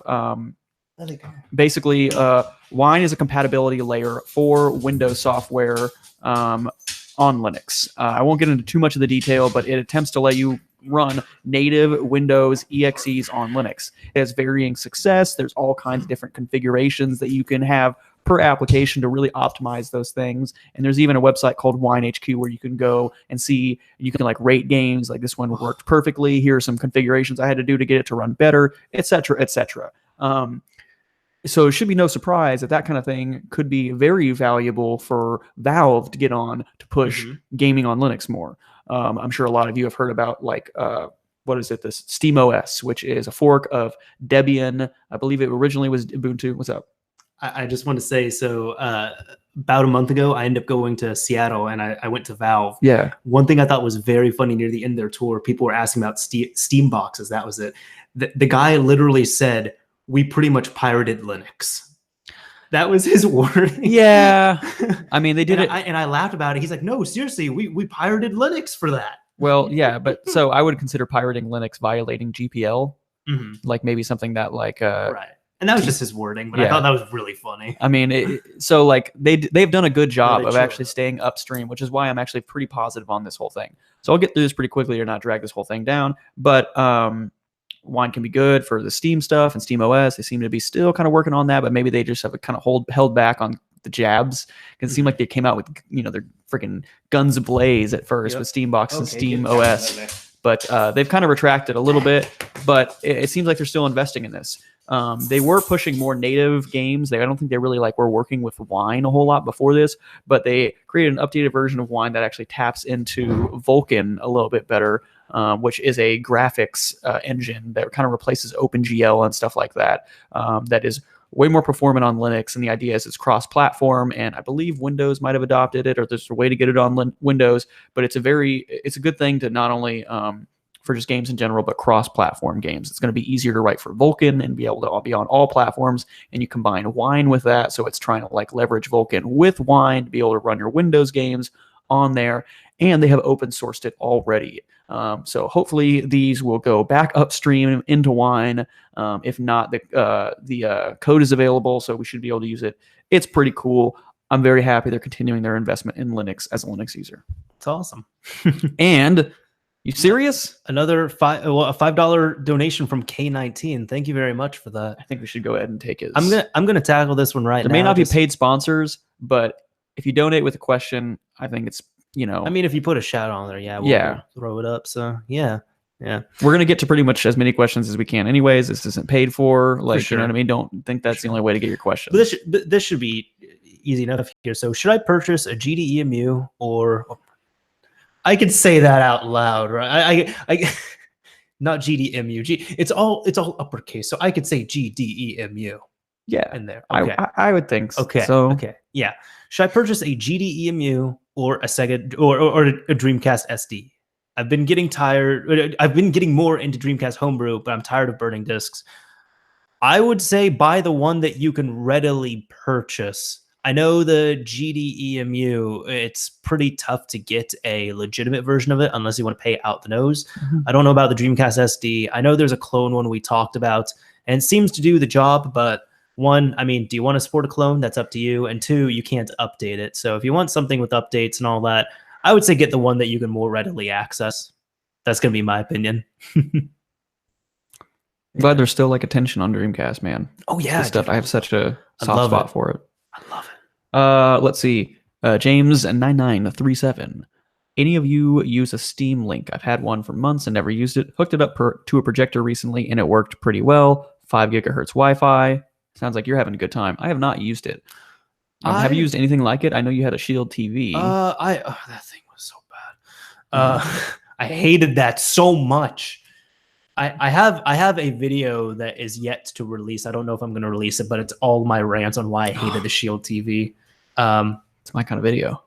Yeah, it's just I don't know. You all, should I release it or not? Because it's like the weird thing is for me, it's like it was filmed in like January or February of this year, so it's in my old apartment. But yeah, no, I don't. Tristan, thank you so much for the $2, dude. Are you? Jeebus, everyone's coming through. No, so the Steam Link, I have used it. I've also used Steam in-home streaming on my laptop. They seem to work well, but I would run into little issues here and there. And I realize I'm just more of a native person. I think emulation is awesome. I think streaming is cool. But if given the opportunity, I'd rather just play natively. Yeah, absolutely. So if I'm going to play games, like if I'm going to really dedicate to playing PC games in my living room, I'm going to want to either build another PC or bring my PC downstairs and hook it up directly. I'm kind of with you there. My apartment is in the city. Well, first of all, I like sitting at my computer anyway. I don't really. Oh yeah. I like keyboard and mouse a lot if I'm going to play a PC game, unless it's like I've been recently playing Psychonauts recently. And it's a fun game, but it's not a keyboard mouse game. There's a lot of games that aren't optimized well for keyboard and mouse. Well, it's just like, platformers, right? WASD is not. Yeah. I mean, I guess in some senses it could be more accurate. Sometimes it can be way more annoying. But yeah, I don't know. I've just never had that desire, I guess. For me personally, I think it's really cool. And if it works out well, that's awesome. Yeah. I do want to come back to Tristan. Tristan, I've seen this guy in the chat many times over. I've met Tristan, actually. Very cool. Yeah. Very awesome. Yeah. Well, I hope you have good things to say. He still seems to be, I think he's a moderator. No, he's a cool dude. Yeah. Awesome. We hung out, bought some video games, and I drove him home. So sweet. Yeah. Well, he was like 5 minutes away. I'm just like, just ride with me. I'll take you home. Nice. Well, it seems like a good guy, and it's always appreciated to see you in the chat coming out all the time. So thank you so much. Let's see. You did. All right. Do you have anything else that you've seen in this list of donations? This is ridiculous, guys. I know. I was going to say, it's like, Jeebus, there's more donations than there are questions. I don't know how I feel about this. I mean, I don't know about previous things, but this is like one of the more donation heavy streams. I think that's the most amount of donations, but also the most total monetary value of donations we've gotten. It's incredibly appreciated. I'm not like a broken record. Yeah, which again, like if y'all have questions to drop, go ahead, feel free. But one thing is too, it's like the donations are absolutely appreciated, but ModChat absolutely runs on a loss. This is not a revenue generator at all for the channel. Right. Like, yes, there are advertisements on it, but like this show earns next to nothing. So we do this for the love of it and for the fun of it. And maybe this is getting a little private, but like we've had conversations about like the money. Yeah. And it's really come down to like, we're not making buku bucks. This is a loss. I came into this and I am beyond more than happy to help cover those costs and equipment. But I don't charge. I don't have you pitch in for anything. Right. And I would like to at some points. In fact, you keep surprising me. You're just like, yeah, the set got doper. And I'm just like, okay, like it's all good. I've been busy and not thinking about stuff, it's very much appreciated from, me to you as well. Cause this is stuff don't worry. I'll show you my appreciation later as well too. All right. Yeah. Cause I mean, you definitely helped come in the show as well. And like this, I don't know how many people here have been watching since like the original iteration when cause ModChat was initially, it was a offline podcast. It was just Dope Soner 930 and myself talking about modding topics, modding history, whatever it was, having general discussions and thoughts on things. And then we took it to a live show and turned it into a live news recap. And then he came off, you came on, and it was just, it was incredibly graceful how well that change and transformation worked. And there's never been any negative things. I think the only negative thing I've ever seen against Devin was, it wasn't even negative. Some person was just like, who's this guy with the glasses? Yeah. And the chat immediately came in and was like, yeah, that's the new host. Old host is gone. Man, warms my heart. I really appreciate it. And like from the beginning, people have been like super cool with me. And I was a fan of this. I'll reiterate this. I've mentioned it once before, but like I watched Mr. Mario's videos. Devin, get a hat. I've offered him hats. I got like 6 or 7 others I can use. I know. Yeah. They clean. I don't have lice. I'm worried about that. I don't want to steal your. I don't want to steal your swag, man. It's your identity. And I'm working on something else. We'll see. But like I was a fan of your content. I was a fan of your podcast. I would listen to it. I mean it. I think. It seemed like a decent transition. Like I had felt who now known as Modbot. Yeah. I could feel his passion waning. Yeah, and he admitted it too, and he was just like, this is totally cool. I don't think there was any bad blood there. Oh no, not at all. Even he's come onto the podcast since, and it's been great. Yeah, it was nice meeting him, and I think he's a solid guy, and I enjoyed listening to his content. That was low key a little emotional for me too. Like when he just like intrinsically I had to hold it in, but like he kind of just came in. It's kind of like a proud dad moment. Where it's like, you really do something to make your parents proud. He just kind of came in like he was one of the originators of the show. He just kind of came in and I felt like an awesome job. I felt like the break from it did wonders for him because I felt like that was some of his better content in a while. Yeah. You know what I mean? I felt like him taking that break away from the show and coming back just for like a sample, it wasn't probably as draining on him. It's not as time strenuous. And I'm sure it's nice. Obviously he's comfortable with the show. He had been on it for a while. So I think, appreciation all around from him, you, and people in the chat. Absolutely. Dapper Devin. I could, no fedoras though. I'm not a fedora guy. I'm a lady. Yeah, right. For the audio listeners, I tipped my proverbial hat. Oh man. Oh man, you got to keep that in mind. I really, really appreciate the podcasts that go in and be like, oh, by the way, that was something you guys totally missed on the audio. Oh yeah. Yeah, because I only listen to audio only podcasts. I don't have any videos. Right, that's frustrating too. When there's some podcasts I listen to that are very video heavy, and I'm just like, this is a podcast. Yeah. The other thing that really irks me is when people put up podcasts like this, like they live stream a podcast on YouTube and they only keep it on YouTube. Right. Again, I'm like, this is a podcast. Well, give me a downloadable copy of it. I know it's not. I shouldn't have to go out of my way to rip the MP3 off the file. Yeah, they just like link to downloadable podcast. Not even put a link. I have to do that shit myself. They just put a link to YouTube DL. Oh man. Yeah, I mean, I'm right there with you. It's not something I do, and I would miss out on more podcasts if they were like video or YouTube only, especially.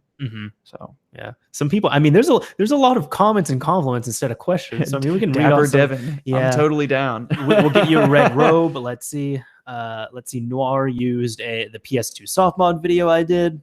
Don't make me change my Twitter name. Dapper K19 said ModChat is great. I listen to it when I'm riding my bike to work. That's awesome. Sweet. Yeah. So yeah, no, ModChop saying, in regards to Modbot, he's doing really well. Definitely around what he loves for sure. Yeah, his day job is 3D printing stuff now. Yeah, like he works for a company with that. Yeah. Yeah, and I'm not a 3D printer myself. I think it's an interesting. I don't keep up with them, but occasionally like YouTube will just be like, by the way, keep in mind, Modbot's still like making stuff, and I'm like, keep it up, man, go for it. That's freaking awesome for sure. As long as he's happy and still cranking out stuff, and that can be a very like. Burnout's real, of course. It is, but that can be a really good like cyclical thing, right? Going to work, getting inspired to go home, being at home to get inspired to go to work. You know what I mean? When that works out really, really well, absolutely, it can really do wonders for you and your content. I think it's one of those things too. When I mean, with work, you're spending about a third of your life there. So yeah, if work is going great, you're going to be motivated to do some good content, do some other things, enjoy the other 8 hours you have available because you're hopefully spending another 8 hours sleeping. Yeah. But yeah. And it's really nice to be around people that inspire you as well. Like in ways that like, some of this modding stuff can inspire me, I guess, but like, it's not inspiring me to like develop necessarily because I don't feel like developing homebrew and stuff like that. That's just not my interest right now. But my day job definitely does do that. My day job intersects very heavily over my passions. Yeah. And like even the exact technologies. Like I like Java. I code in Java. I like Angular. I code in Angular. Like awesome. Like, so I don't know. I think it's really great for him, and I hope he does well. For sure. I think one thing I have found a little funny though. And it's just interesting because I don't know if you've run into this at all, but I've talked with other people about it.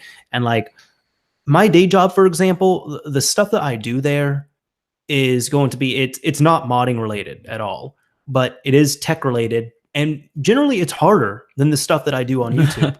So the stuff I'm doing in the modding community is easier than the stuff that I'm doing to get money.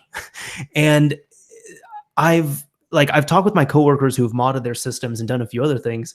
And some of them, like they've had difficulty kind of understanding, like how mods work and such. And I'm just like, and I kind of told them like, I just find it strange. I'm not demeaning you at all, but this is much easier than what you're doing right now. And they're just like, I know, but I don't understand this as well for whatever reason. I will say, so there's a certain level of confidence that I got the more I got into hacking stuff and modding consoles, right? And I guess there is a couple things to expect, and maybe people aren't used to certain tools on their computer or like even SD cards. I think a lot of them are like mental blocks, right? And it's like, oh my God, am I really going to do this? Like, am I sure everything's okay? Some people just speed right into that and totally mess up things. Exactly. But I think, I think that can be a real legitimate thing. It's more mental blocks if you're in that technical space. So there's one thing here, maybe you can answer it. Actually, I'm not familiar. I'm planning to buy and soft mod an OG Xbox this week. Is there a preference for Xbox versions? I like Python. Are there different versions of the OG that would matter? Yes. Don't get a 1.6 because that's the hardest to hard mod if you choose to do a hard mod later on. And on top of that, there's several games that just do not display at all over component, like over 480p. So if I could choose a model, get a 1.0 or a 1.1 model, because those ones also, you definitely open it up, clean it, take the clock cap out. But on top of that, they have the biggest TSOT flash on board. So that means you can load up a 1 megabyte BIOS as opposed to that, dinky 256K shit. So that's my recommendation. If I'm looking for an Xbox right now, 1.0 or 1.1, as long as you maintain it and you have that option later on for, a TSOT. Cool. Glad you had the info. Let's see. Should we wind it down? It's been a long podcast. I'd be down. Yeah. Let me see if there's. There's one more question. Are you getting the Shenmue 1 and 2 remake or whatever? I have it. I had it pre-ordered. I have it paid for. Actually, twice. No, my copy is waiting for me to pick it up. I'm probably going to pick it up tomorrow because I'll actually have time to pick it up. But I also pre-ordered the US edition on PS4, and I also pre-ordered the Japanese limited edition from Amazon Japan. So very nice. That one's going to come in. So yes, I'm getting it 2 times. Very nice. I've not pre-ordered it yet or anything like that or paid for it, but I would like to do it. I had never beat Shenmue 1, but I played a decent amount of it and liked it. I don't know if I haven't kept up with a lot. It's like, and I've seen that like mentioned here and there, and I'm like, oh yeah, I'm totally behind that because it was an awesome game. Have they updated the audio at all? No. So it is extremely crunchy. I remember the first time I went back to play that. I mean, there's a lot of games you play and you're like, that didn't age well. When I heard that, it was... The audio is the same, which is, here's the thing. You kind of shudder, but it's also endearing. I know. Because there's also a level of care that they kept the original audio and... they had to actually... No, the funny thing is, Digital Foundry actually did a analysis of it. And John even noticed, that the guy who did the video, he even noticed that the sound files for the Japanese audio track are about double the size of the English ones. And he's like, that actually makes sense to me because I always felt like the English ones were compression heavy. And then he plays the Japanese audio and the English audio, And the Japanese audio sounds good, and the English audio is just so crunchy. Like as soon as someone's so about to talk to, there's like a little bit of fuzz that comes in. That kind of reminds me of Metal Gear Solid, like the first one. When they remade it, they actually had to redo all the audio because they were able to compress it. Like they recorded the first Metal Gear Solid in a house. Yeah, they did all the audio in a house, and they didn't have, professional setup or anything. They had something that was good enough to get going. But with the compression used on the PS1, it sounded good. But then when they found the audio and uncompressed it, they're like, oh my God, this is bad. You can hear all the outside traffic. You can hear all this noise that we can't fix. And they got the group back together like, guys, we have to re-record this entire game. Wow. That is really bad. I would say that's probably a little worse than Shenmue. Yeah. So I would say, first of all, Nick Kelly. Nick, thank you for coming through again. Through. Another $1 donation. You guys are too kind, and the appreciation will never slow. This is amazing, and this has been a hell of a podcast. I think it's been a pretty fun podcast. I don't know about you. I feel like this is a pretty solid one. It's been fun, yeah. But we do have, I think, one more. We have, a few more. So Dintron said, how do you feel about physical mods? Oh, there's a couple. To hardware videos where they have just destroyed boards with hot glue and solder? Or because he's over from the UK, it seems, or across the pond, with solder. I don't know. Do you know what he's referring to exactly? I guess just well, see, I don't want to start trash on a lot of people because I've also had some mods that aren't very clean. I'm going to be the first person to admit that I'm not a professional by any means. But when he's talking about the mass amounts of hot glue, I think hot glue can be good, but when it's just disgusting and caked all over, like everywhere, and I've seen some nasty ones. Like if you check out this guy's name's Voltar, he's a legend. Oh my God, we'll get to those. I know the dude's a legend with the work that he does. But he has a ton of videos where he takes completely fucked up consoles and ends up redoing the mods on them. And some of the things people do is just absolutely disgusting. Like even to the point, it's like you have the installer, not him. I'm talking about the original installer has absolutely no common sense and no conscious awareness of this is not how this should look. This is not how you normally do it. You don't, when you take apart a Nintendo and do a NES RGB mod, you don't cake half of the internal plastics with hot glue. You don't then pile all the wires in there and cake them with hot glue. So yeah, some of that shit's disgusting. Use it in moderation. Yeah. And I want those wires to stay right there. Yes. Yeah. Jeez. So anyways, what Mr. Mario was alluding to, I feel like I just had just lost my mind. ModShop came in one-upping the rest of the competition here. $1 and a penny. Yeah. And thank you. That penny is much appreciated. And Tristan. The whole dollar is appreciated. Yeah. And Tristan coming in again. And Tristan even says, we're going to give you that new table, while the ModShop just has an angry face.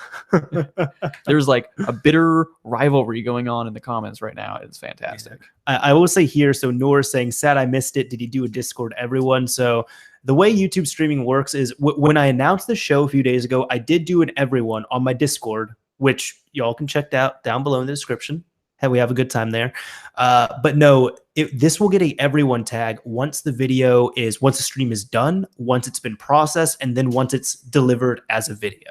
At that point, YouTube at one point will then deliver it and it will get a everyone tag. And a lot of that's run by bots, right? Yeah, the YouTube thing I do through bots. Yeah. So a lot of that's not exactly totally in your hands, but